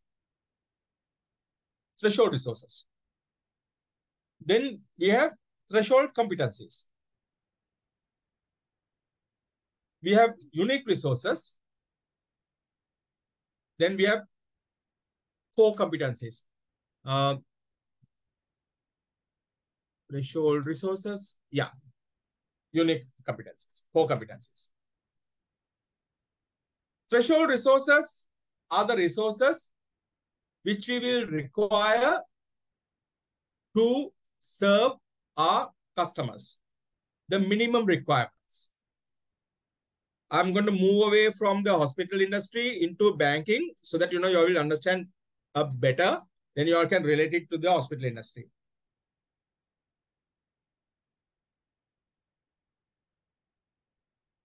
Do you think that an ATM machine is a requirement in the current context? Everybody has it. Do you think that you will open up a bank account which does not have ATM facility? Or anything that, where you can withdraw your money? No, the answer is no, right? But that was the same material, the same resource, a physical resource, that was the same resource, which was the unique resource way back in 1989. 1988. Yeah, way back in 1988, that was a unique resource because only maybe one bank had it or two banks had it. Yeah, namely Sampath Bank. Probably HSBC would have had very on a very close location, but Sampath Bank had a network built up. So at that time, it was a unique resource for Sampath Bank, and that gave them that competitive advantage. So now you can relate it. Any unique resources what you have, would relate that to the competitive advantage. Any unique resources. Same way, the threshold competencies are the competencies, or you can say, how do you make use of your resources, the processes, yeah, which you require to serve your customer at the minimum level. Now you walk into the bank, you want to open up a bank account. What are the things that they need to do? Banks earlier, they take about 1.5 to 2 days to open up a bank account and give it to you.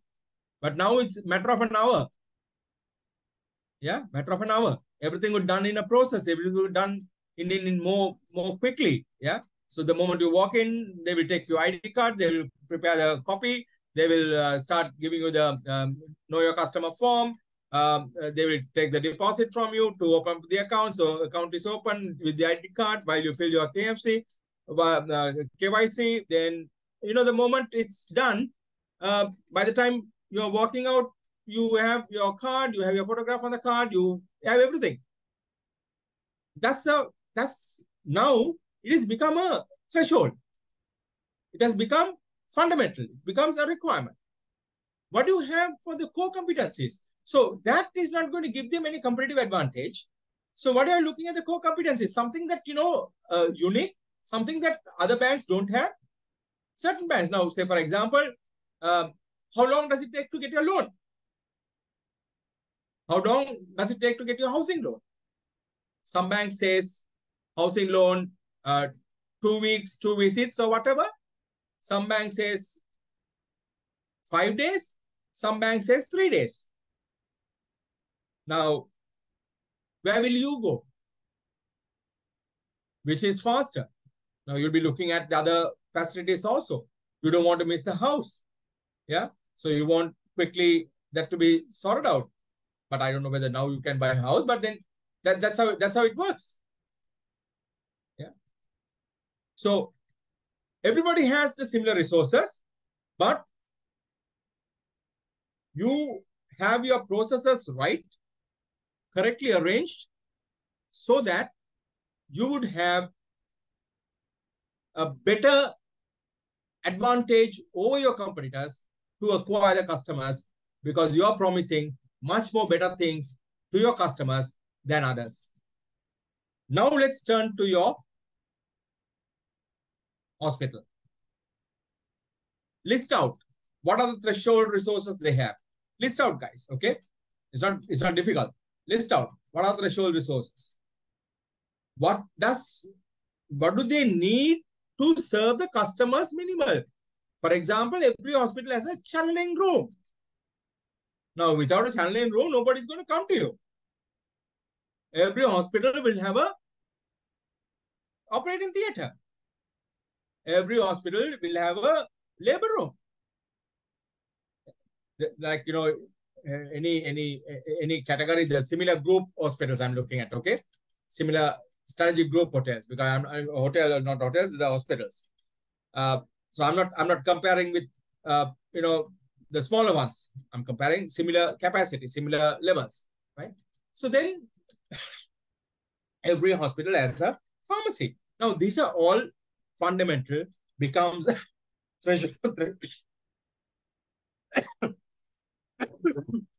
sorry guys, threshold resources which you need now. Now then, what are the unique resources that you have? What are the unique resources that you have? When you go through the pre-scene, what are the unique resources that you see? Does that give you that competitive advantage? Does that give you that edge? Now you need to write down, okay? You need to see that. The same way, the threshold competencies, what do they have? What is minimal requirement to serve my customers?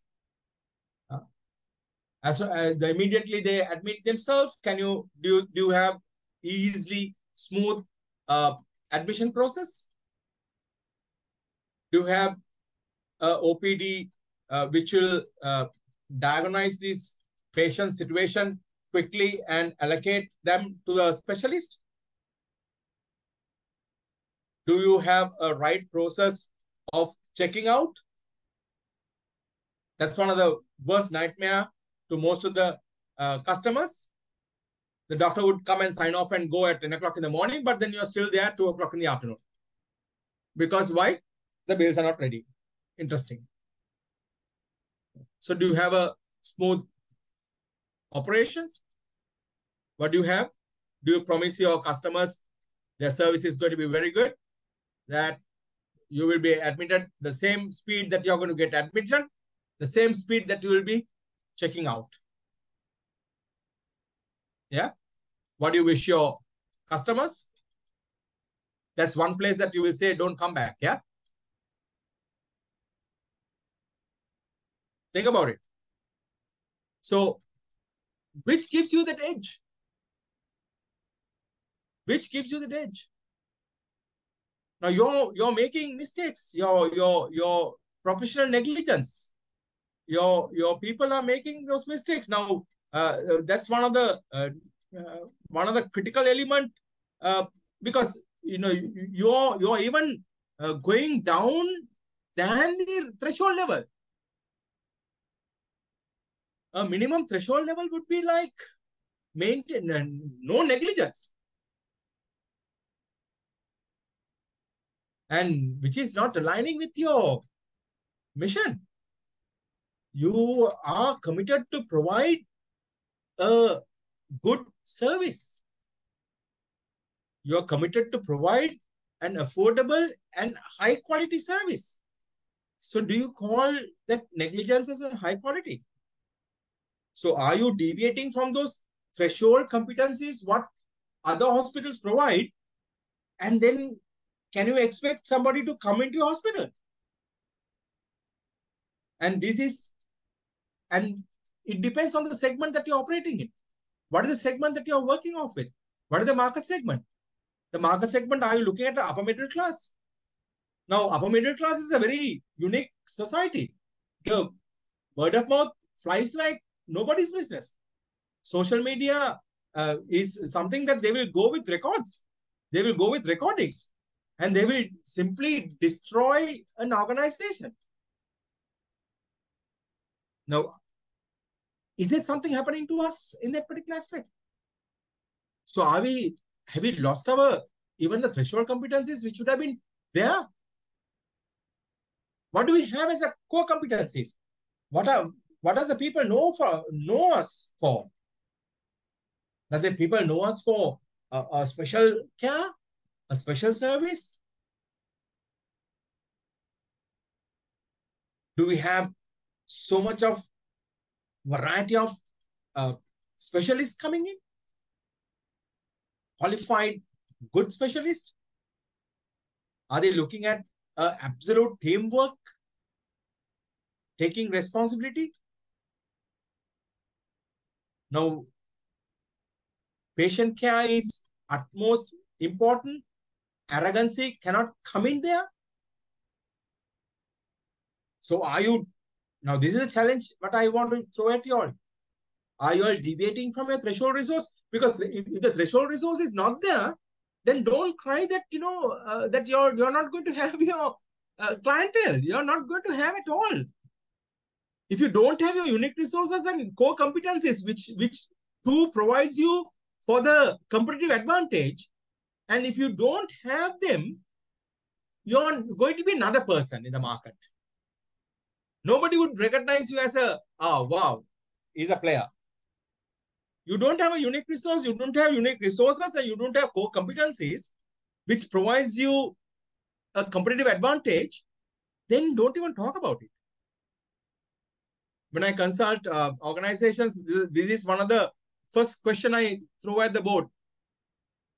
First question I throw at the senior managers. Can you list down your threshold resources? Can you list down your threshold competencies?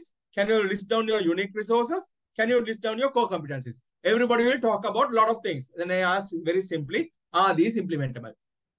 Is this happening? Or are you fighting for your threshold competencies? Or are you fighting for your threshold resources still? Other companies have an automated machine and you are packing by hand. Yeah. Fundamentally, you're lost. You're wasting your time.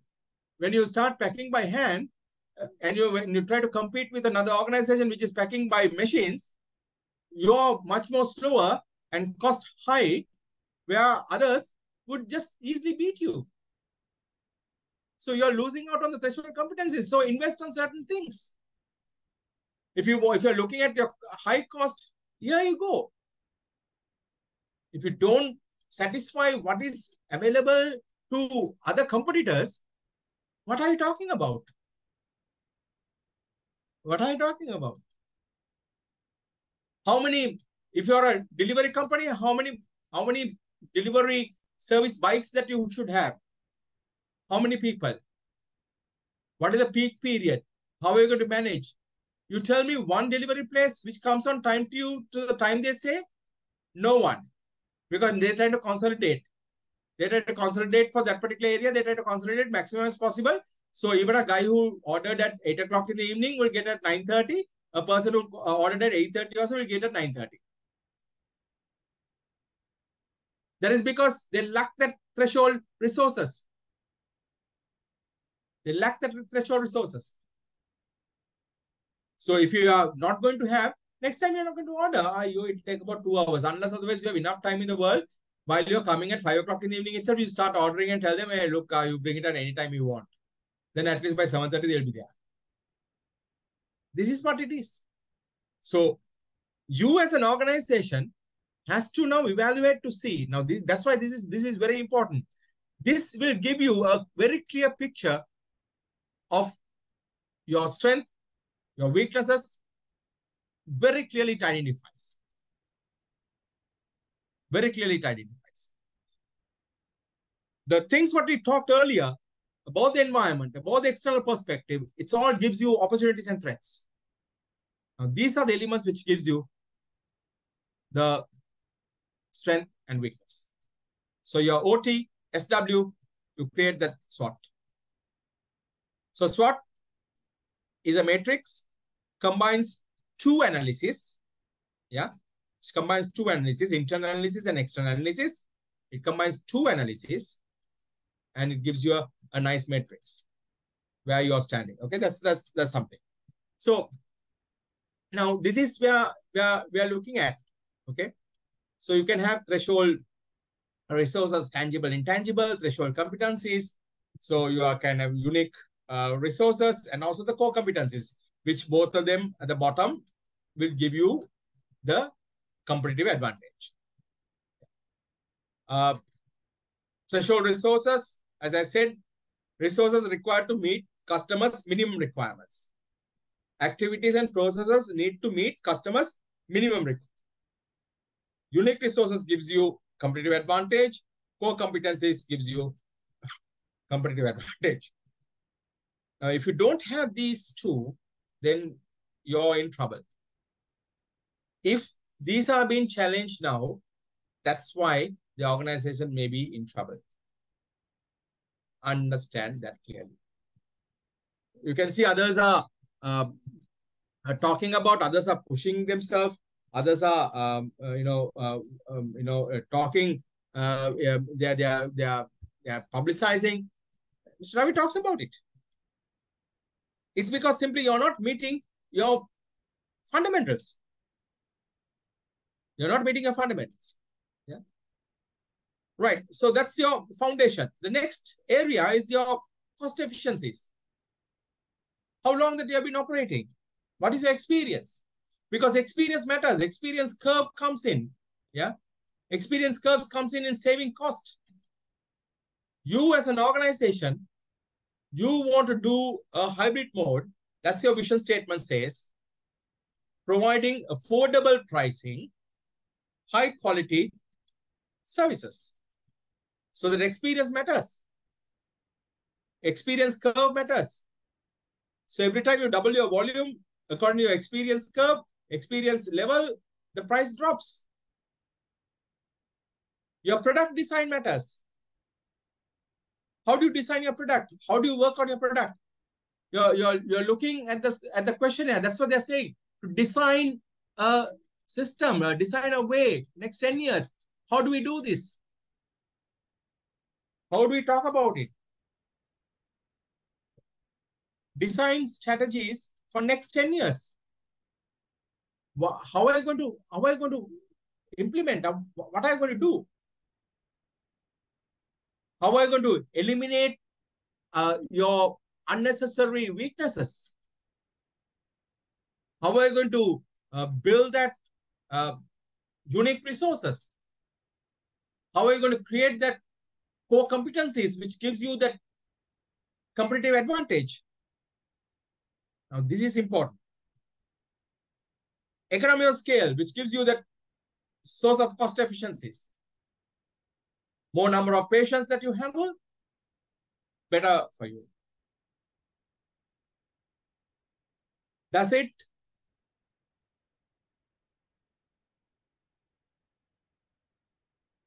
Maybe you can buy your materials in bulk, reduction in your cost, your bandages, your medicines, your oral medicines, your whatever the medicines.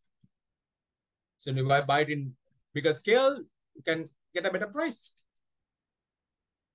Then the supply cost, very important. Having long-term relationship. Now this has a link with your bargaining power of your suppliers. The supply cost. Now all these 4 elements creates this cost efficiency. Cost efficiencies gives you that competitive advantage. Cost efficiencies is another element which they are talking about in their mission. So challenge in these areas. Challenge in these areas, whether the hospital in question is having these elements in.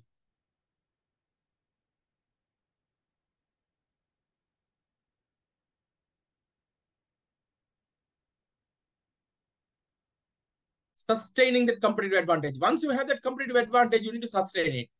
Very important, guys, okay? Once you have that competitive advantage, you need to sustain it. What do you do? Yeah. So you look at the value, look at the rarity, look at the inevitable. Yeah. You look at substitution. Yeah. The dynamic. Few things very important.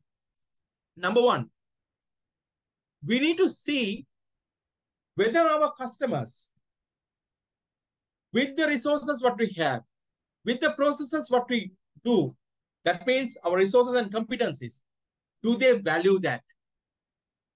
Do they know? Why do you go to an hospital? You tell me. Why do you go to an hospital? Oh, we have enough doctors at any time.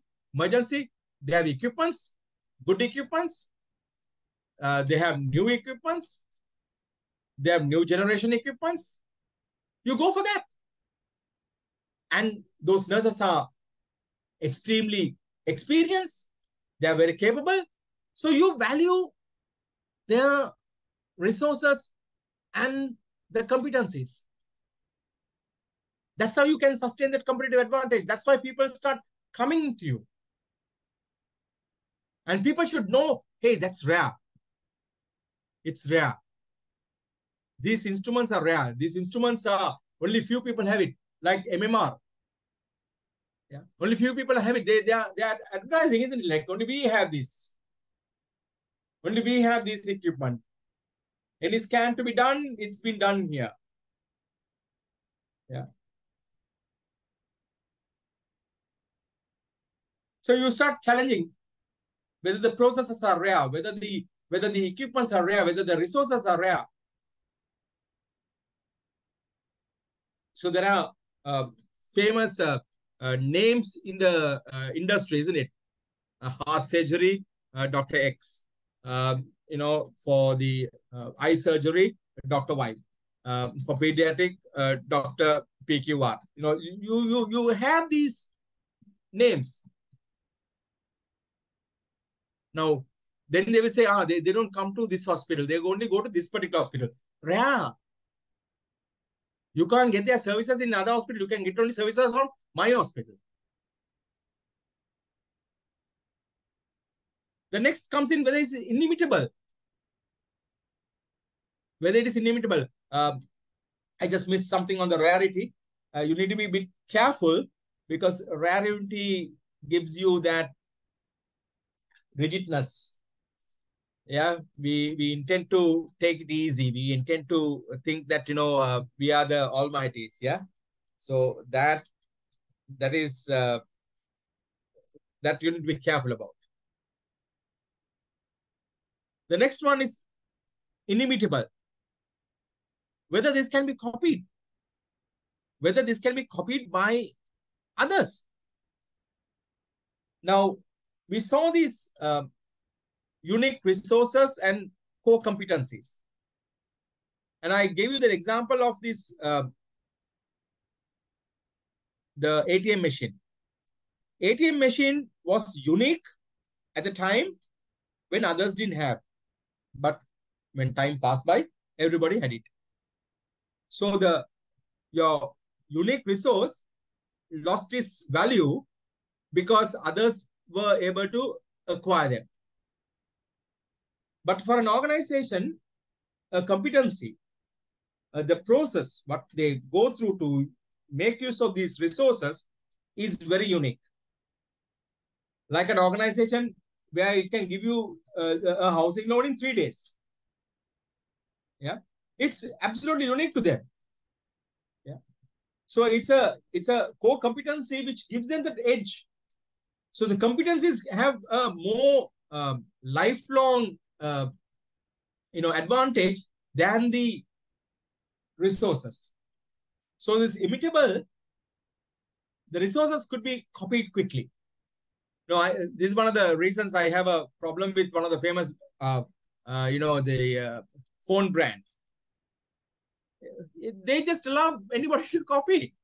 You can find copies in Sri Lanka. It's very, very much lesser finding copies of the brand, but it is a unique product. But they would allow it to be copied even prior to the release. Generally, they release in September. Prior to the release, 1 week prior, the copies will be out.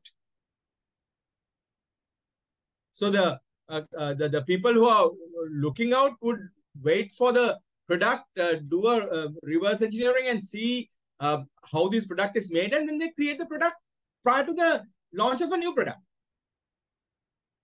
So if you could create some inimitable, then you're okay, right? So now inimitable, which gives you whether you can sorry guys, that gives you that advantage of others not be able to copy you. So they talk about 3 ways. 1, make it complex. Don't explain certain things to people other than in the process. So only the people who are in the process will understand what is happening. And also they will understand only certain things in the process. Number 2, the culture and history what you have. So what is your culture? What is your history in your organization? You have a fantastic culture. That's what they're looking at. And that causal ambiguity. There's a small spelling mistake. It's not casual, it's causal, C-A-U-S-A-L. It's causal ambiguity. Now, that's very interesting. Why do people like this Kit Kat? Why do people like this Nestle Malt? It's difficult to identify and understand because there are so many malted brands. Yeah. Nestle Malt is one of the biggest market leader in Sri Lanka. You have so many other brands like Viva, Horlicks, and so forth. And still, Nestamol leads. It's very difficult to understand why they are leading. So this causal ambiguity gives you two headaches. One is a good headache and one is a not so good headache.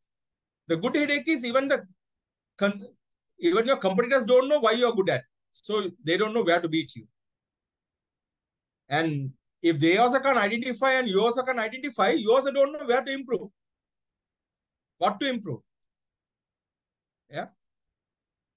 So the complexity, if you look at, for example, SAPs, yeah, SAP products, absolutely complex. When you want to change, I'm sure some of you would have, most of you would have worked with these SAPs. SAPs has the when you start asking them, okay, modify this area, modify that area, then they immediately come back and say, oh, you modify this area, this will impact the supply chain. So if the supply chain is going to impact, it will impact the finance. Or if the finance is going to impact, it will impact the organizational performance. Oh, then big a mess. Complex. So many theme parks around, so many theme parks have come, so many theme parks are newly created, getting popularized, but still everybody thinks of Disneyland. Culture and history. And that causal ambiguity. Yeah. Substitution. The fourth element.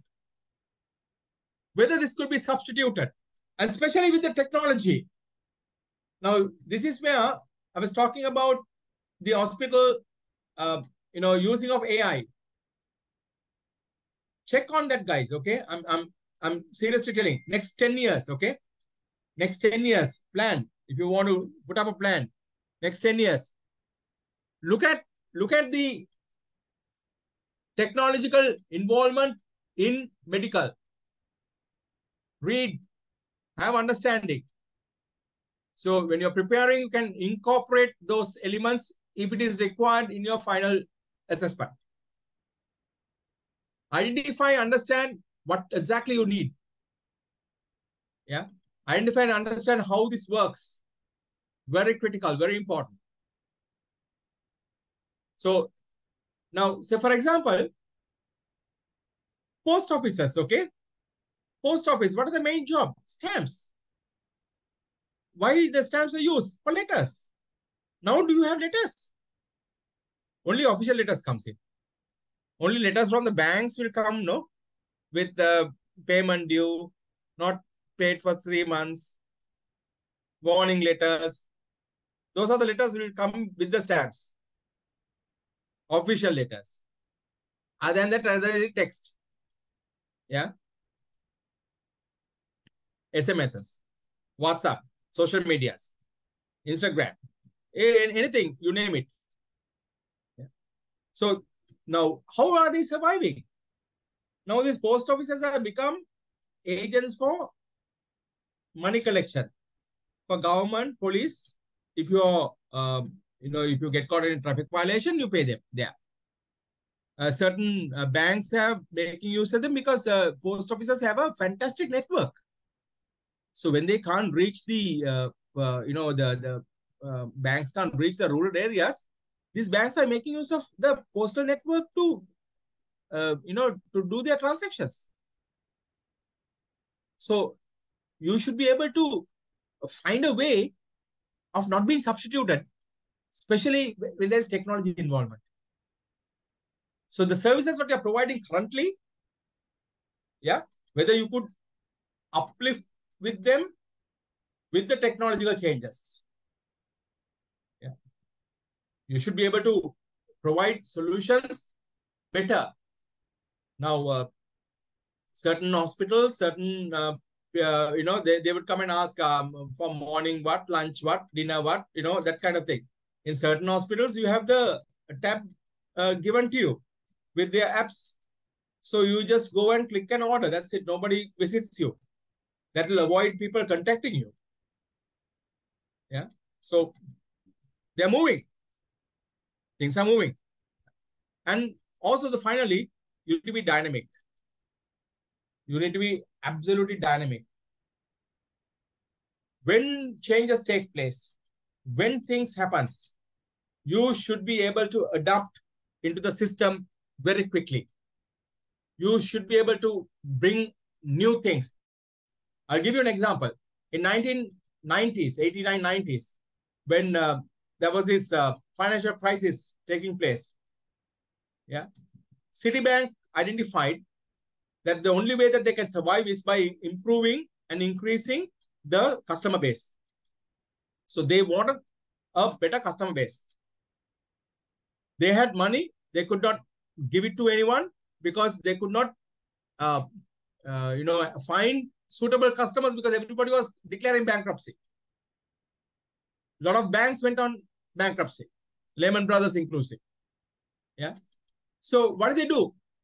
They came with a unique idea, a unique product. What they said was, they said, look, guys, if you're going to pay, if you pay our bills, your bills through our debit card. What do you mean by debit card? The fundamental things on debit card is what? You should have an account and you should have money in the account. Then only you can use the debit card, right? Otherwise, you can't use the debit card. So if you pay your bills through our debit card, let's say your bill is like $29.35. Yeah. We will bill you for $30. Oh, then everybody asks, like, why should I pay 65 cents more? Yeah. 65 cents in Sri Lankan rupee term, it's about 200 rupees. Yeah. So why should I pay more? 200 plus. Then, oh, wait. What we will do is, we owe you 65 cents. We will double that and we will credit $1.30 into your account within 3 days. Within 3 days, they will deposit. Can you see that? Can you see what is happening there? Yeah. So now people, by looking that, oh, and they were able to capture the market because they said up to $250, this will be valid. $250 is quite big sum, even at that particular juncture, okay? Because everybody is struggling. Everybody is struggling. So $250, after $250, you're going to get reimbursed. You're going to get money, your money is going to be double. So they are going to give you $250 additional. Yeah. They worked a smart scheme because, for a week, let's say your bill is about $40, $30. Yeah, you're not going to buy every day. Yeah, because you also will be restricting your purchases during the crisis time. So weekly, then probably you have to reimburse, maybe a maximum is $198, $199, $198. Yeah, 405. If it is for 05, then 95 cents. So you're looking at $190. Yeah, double it. So $2, keep. So 250 divided by 2, you're looking at 125 transactions.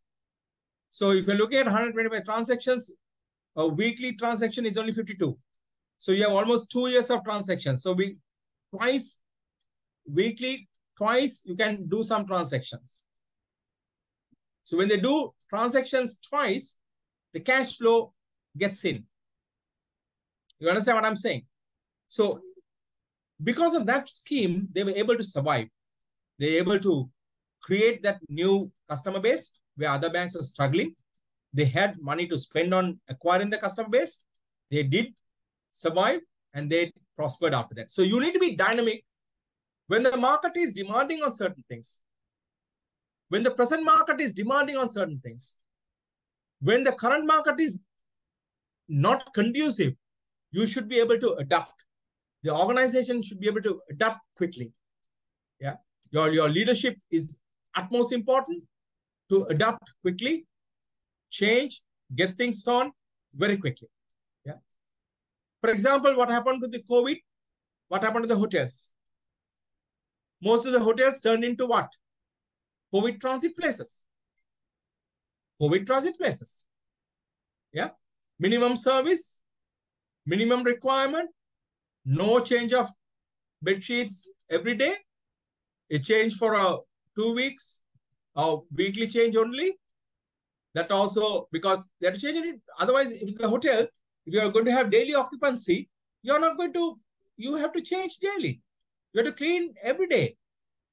So most of the time it was cleaned by the occupants. Most of the time they change their bed sheets. Yeah. Until they got weekly bed sheet quotas, something like that. Yeah. So that's, the hotel survived. Bigger chains survived. Yeah. They were able to smartly identify, be dynamic in getting this done.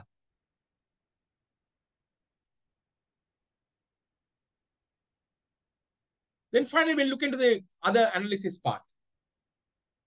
The value chain.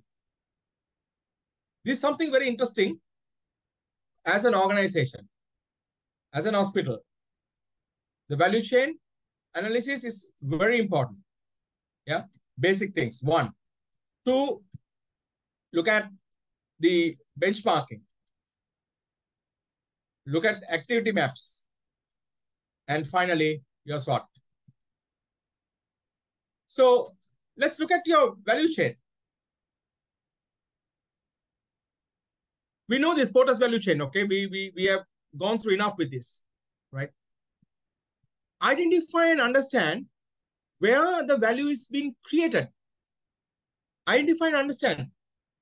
Can I modify this into the hospital environment? Because it's ideally it's for a manufacturing organization. So, but if you see inbound logistics, all your raw materials, your medicines, your other equipments, operations, how do you take care of your patients?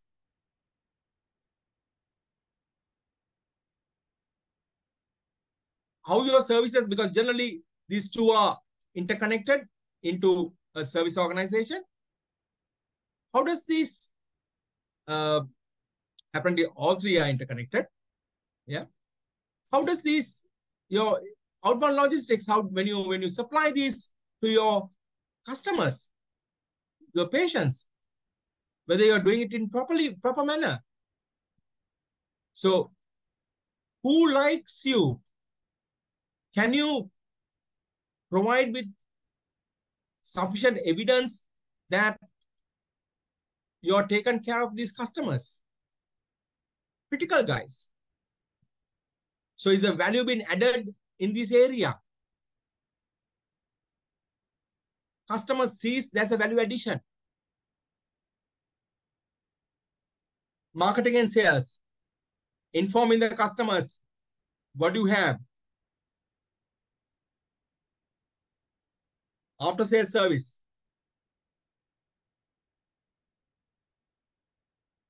After sales service. Whether you're taking care of follow-up. How many hospitals does that? They don't. So do you have a follow-up service? Do you have a follow-up idea?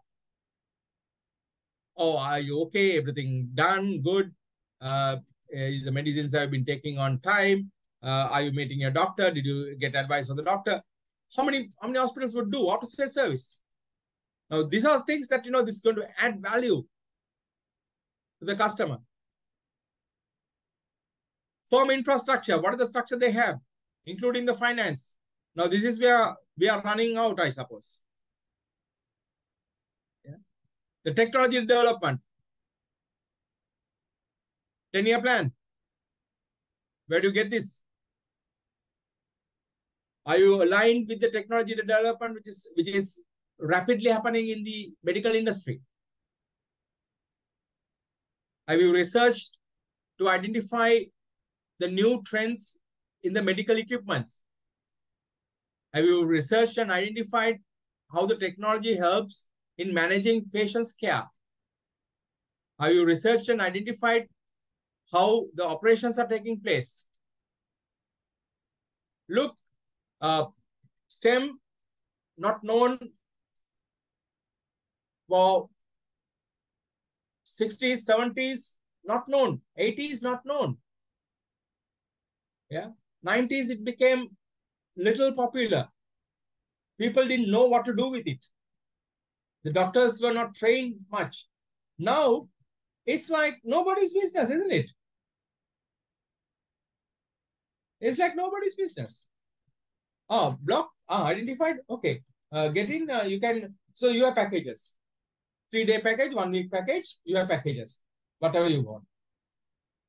You can get back to a normal life.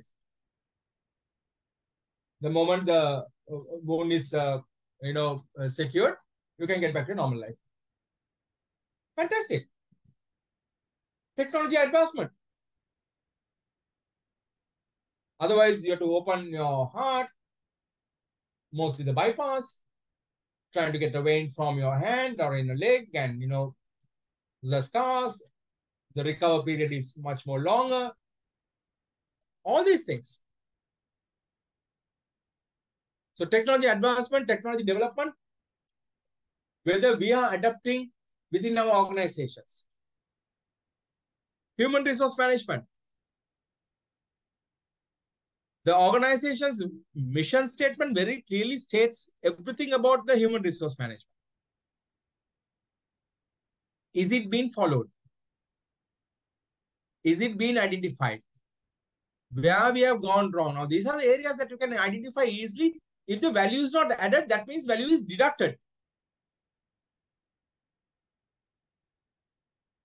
The people who are involved in destroying that particular name, what is being built in, you need to be vigilant. And finally, the procurement. How do you purchase? Because a lot of purchases need to be done. It's not easy. So what is the relationship with your suppliers? What is the relationship? Have you built the long-term relationship? Have you signed up contracts? Have you signed up the materials to be delivered at a certain time period, at a certain quality, and at certain price fixed? And that quantity what you're supplying need to be consistent. So have you done all those things? So if you're not, then question mark. The value has been deducted. Are you continuously able to reduce the price? Because your main aim is what? Your aim is to provide affordable, high quality. So this is critical. This is critical. This is critical. This is critical for decision making. Every single aspect in your value chain is going to be absolute essential if you have to give affordable, high quality service. Do you have all this information? Do you have these things? How are you going to evaluate? How are you going to work through it? Now, fundamentally evaluate and identify where you stand. What are you doing? Yeah. So those are the primary activities, and those are the supporting activities. The value network becomes when you link with your supplier and supplier and your customer. Interesting. Toyota is absolutely brilliant in this. They go and audit their supplier's supplier. Why do they do that? Why do they go and audit their supplier's supplier? Simply because not that, they like to see them. Because the raw materials, what they send to their supplier, that means the supplier, okay? Raw material, what they send to the supplier, now that's going to be essential, okay? The materials inbound for the suppliers from their supplier's supplier, okay? Is essential because if that is at the right quality, then only you will get the right quality product, which will in turn will go to the right quality through the channels, and which the customers would enjoy the quality product. So they go and audit them, supplier, because they don't have time of controlling that quality when it comes to them, because they have to rely on this supplier. Interesting, yeah? So you saw that marketing and sales. This marketing and sales of this organization is linked with the suppliers marketing and sales, because this is linked with the channel. The channel will tell you, channel will tell the marketing guys, hey, look guys, we want this product. This is the product which is trending now. This is what we need. So because they get the information, the channel get the information from the customers. They know, okay, these are the products that the customers are buying. These are the products the customers are wanting for. So they would trigger it to the organization. The organization in return would trigger it to them. In return, these suppliers will trigger it to their suppliers. So entire product ranges change. The supplying raw materials change. So that eliminates stock holding, unnecessary stock holding. That eliminates write-offs. That eliminates so many things. Same thing within your organization. Imagine certain medicines being banned, certain medicines being not allowed. Supplier will tell you, because they would be the first to ban. So which you will inform your channels and your customers would say, sorry, champ, we are not going to deliver this because this has been banned now. Certain combination of the products also will not take place. So you need to be very careful. Very, very critical, very important. Yeah. So that's how you build your value network. So how is your relationship with your supplier? How is your relationship with your customer? 3 critical links which requires. So understanding what is giving that the strategic capability. The capabilities is the combination of your resources and your competencies. Okay, as I said, like certain books says competencies, resources, and capability. Okay, so don't get mixed up, but let's go this for the easiest way. So your strategic capability would give you that what would give you that competitive advantage. So you will be able to identify which activity is giving you that key element. Where the profit pools are coming from. Once you supply, is it through your operations? Is it through your management? Have you seen an hospital bill? If you see an hospital bill, you will be surprised. They will just put medicine. They're not going to break it down. They will just put medicine. Yeah. Doctor's fees, all those things will be there, but in the medicine. So if you are able to secure at better price those medicine, you can make better profits.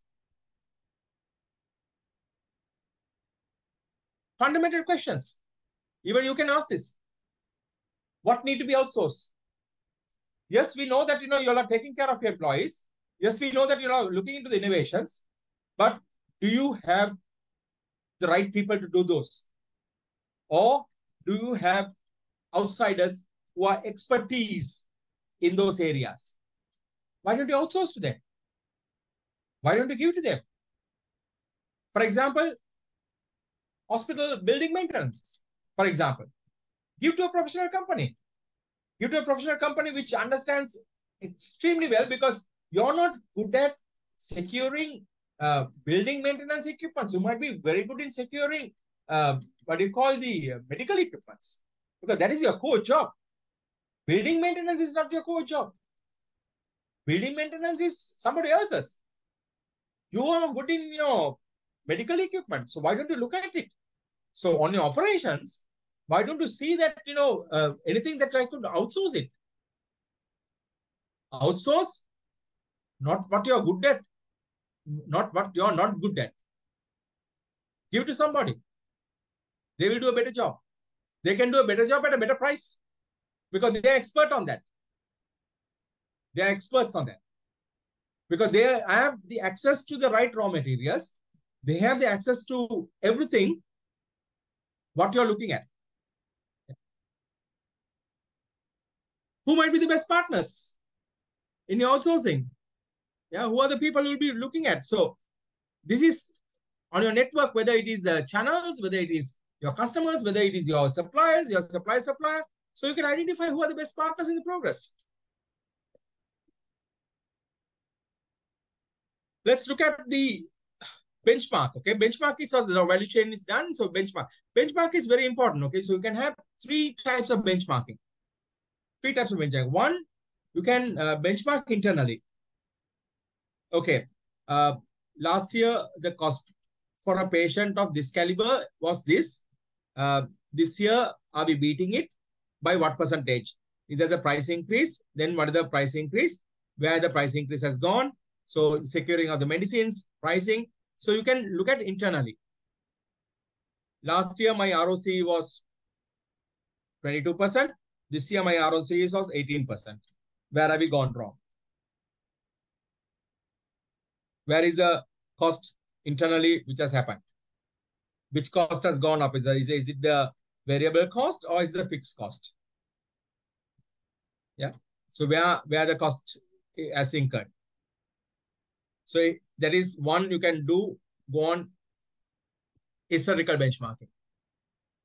Then you can look at the industry benchmarking. Compare with your competitors. How much my strategic competitor is costing? What are the pricing that they are working off with? What are the room prices that they are offering for the similar facilities? Am I offering a better service at a lower price, or am I offering a better price at a similar service? Because my aim is to provide affordable, high quality service. So if my competitor is offering a room with air condition, maybe a smaller room with fairly average, decent toilet and things like that. Can I give a better sized room, elevated, good view, good airflow? The patient is comfortable, better comfortable, and the patient, the person who is staying with the patient also could be a better. You could stay comfortably, and can I give it at the same price or less than that? Yeah. So I can start comparing with my competitors with the profit what I'm making. Or even I can benchmark it with the best in class. Benchmark it as the best in class. Yeah. So British Airways benchmark themselves in refueling with Mercedes team. Two different industries, two different processes, but they looked at how fast, how quickly, how safely, because we know that the fuel what they use also is very highly flammable. How fast they could, they have only about a couple of seconds, okay, 4.5 seconds, 4.6 seconds that they have to change the tires, refuel, and send off the vehicle. Yeah, how fast that you can do that. So British Airways were looking to benchmark with the best in class because they were the best in class. Apollo Hospitals benchmark themselves with DHL. Yeah. DHL promises you on-time delivery, the right product, right package at the right person at the right time. So when Apollo Hospitals decided to do that, right operation to the right patient at the right time. Yeah. So benchmark it as the best way, right? Then the activity map. Activity map is like to identify how the competitive advantage is achieved. So you can see that relationship between your competencies and that what you call the competitive advantage, right? So I've given you the map of very famous airline, which is Southwest Airline, which has not gone bankruptcy even after 9/11. With 9/11, everybody went out, yeah, but not them. So they give the low cost carrier. You could see their advantages here. Their advantages here. Low price. How do they get that advantage? Through direct booking. How do they get the low price? Through more flights between 2 points. More and more you are on air, you make money. Aircrafts are supposed to be flying, not on the ground. Not 1 hour turnover, it's 10 minutes. So you can see quick refueling, quick checks, board them quickly. How they can board them quickly? Because standardized procedures, there is no first class, economy class, or third class, or whatever. One class, quick board. Passengers disembark, passengers embark. They take a couple of minutes to clean it up. They shoot. So there is no hub and spoke model, like the Sri Lankan Airlines. Sri Lankan Airlines operate on hub and spoke model. Okay. So Colombo, India and back. Singapore and back. Australia and back. Europe and back. Pakistan and back. Middle East and back. So you can see the hub and it's like spokes. They don't do that. How do these airline operate? From one point to the other point, to the other point, to the next point, to this point, go back again, maybe come back again. Yeah. So you can see they don't come back to the same point. So they can make use of the aircraft. And because of that, these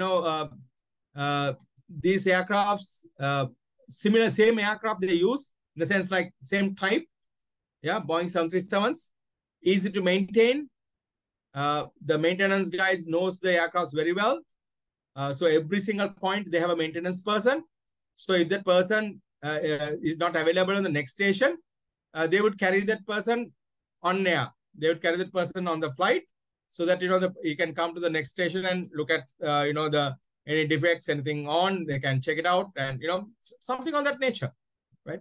So you can see now how these high employee morals have been created. How does that work with the other processes what they have? How does the one-class services help them to manage the standardized boarding processes? Because those are the headaches, okay? And how does direct bookings eliminates the middle person? Yeah.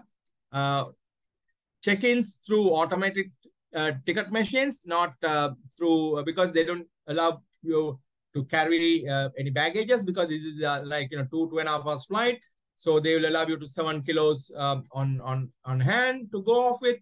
So there's no baggage claim, baggage drop, nothing. Of course, if you want, you can pay additionally for that particular service.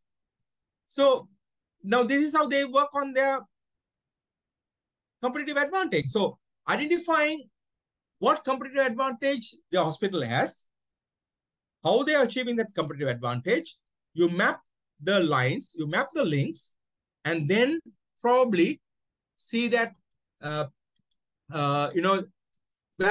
is that competitive advantage is coming from. Yeah. Because we saw earlier, if we don't have that competitive advantage, either through a unique resources or core competencies, then we are not competitive at all. We are another person in the industry. We are another person in the sector. Yeah. So if you want to be unique, if you want to be different, if you want to be competitively advanced, yeah, we should be able to if to give that, maintain that promise what we are giving through our mission statement, we should be able to have that competitive advantage either through your resources or through competencies, so that you can still maintain a goodwill with your clients. Obviously, the last one, the SWOT analysis, like what I said, you have this strengths and weaknesses which comes from your strategic capability analysis, and your opportunities and threats which come from the environment analysis, right? We had talked about that earlier, so I'm not going to talk anything else more on that particular perspective. Right. So finally, the culture. Guys, I don't think I can finish off anything now because it's almost 9:27. So I'm going to just hang on to the culture area. I would love to take some questions if you all have anything for the current moment. I'm just going to, so the industry value chain, same as value network or different? Industry value chain would be the same. Yeah. So the value network, because you're going to talk about different people linked to that. Yeah.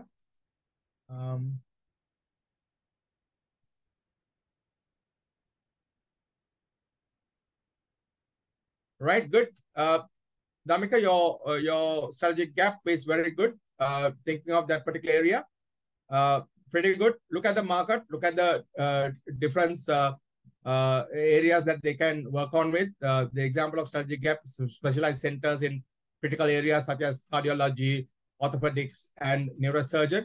The only thing what I would say is, like, you need to see whether these areas are not being approached by your competitors. Yeah. So these areas should not be approached by your competitors in specific areas. So maybe in certain areas which are very rare cases that you can build them on. Yeah. That's a good attempt to go off with. Yes, I will be talking about the Porter's Diamond model as well. But are they looking to go outside Sri Lanka, Malindu? If they're looking for going out of Sri Lanka, that might be helpful. But I will talk about I'll keep that in mind, and I'll talk about the Porter's Diamond theory as well. Yeah.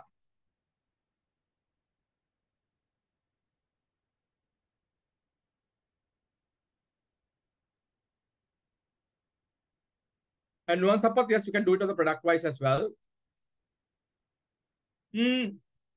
Government hospitals substitute. Good question. Okay, that's a very good question. Government hospital substitute. I believe that's going to be your competitors, because they are not going to charge you anything. Okay, so people because the similar service that you're going to provide, it's not a substituted service, right? It's going to be the similar service. For example, if you have a broken limb or something like that, they will be doing the same thing like what you're going to do at a price. Yeah. So I believe that's going to be your competition rather than substitution. Yeah.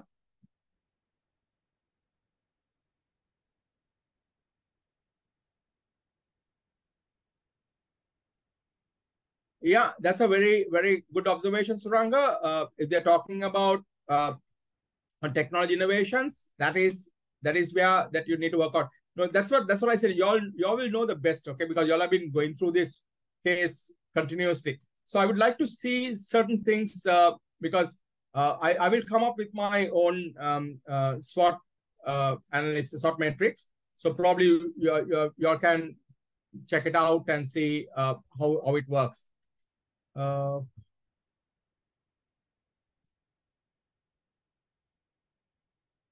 Good question, Mark. I don't have that name here. So 749478, nice number, like the prisoners, you have to call. A practical offer to affordable.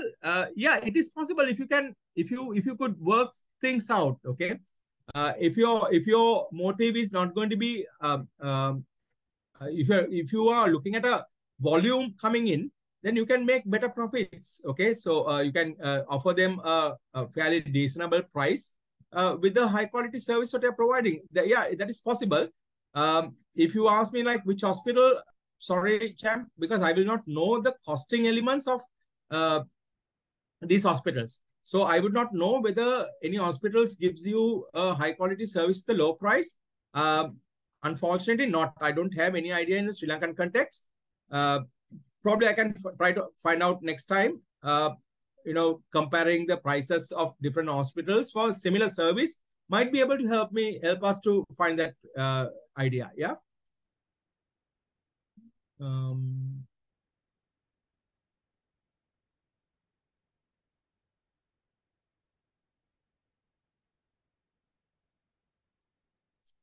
Right. So I don't see anything else.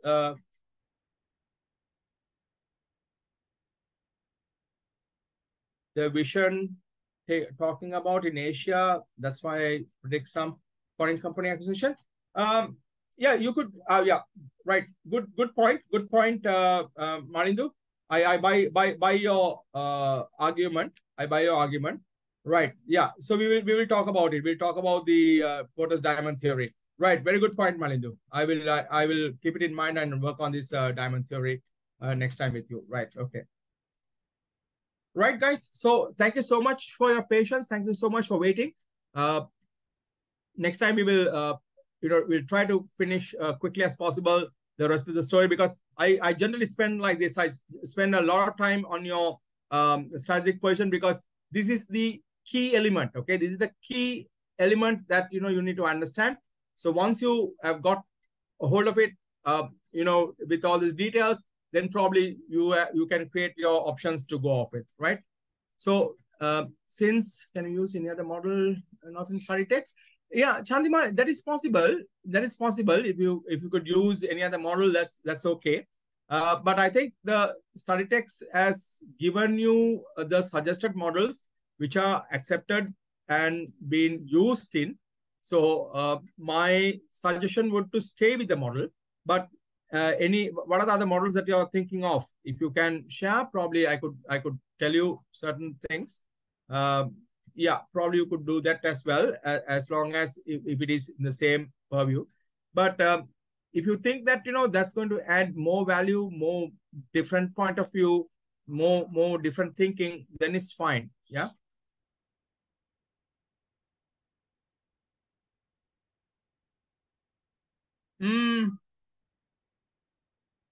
Uh, Mahil, what do I say? Why not? Why not? Yeah. Because see, the plans are never a blueprint. Okay. Plans never blueprint. Plans are plans.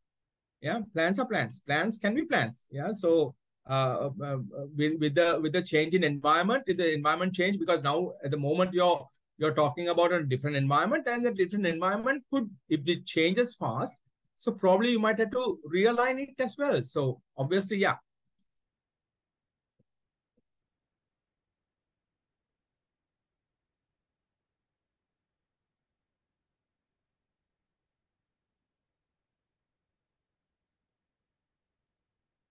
Right, ladies and gentlemen, thank you so much for being patient and being here. I will see you on the 22nd. Yeah. Same time, we'll try to work it out. Yeah. Hope you all got something out of it. I'll be sending these, what do you call these materials to Aruna to upload it onto your site. Yeah. Thank you so much. Take care.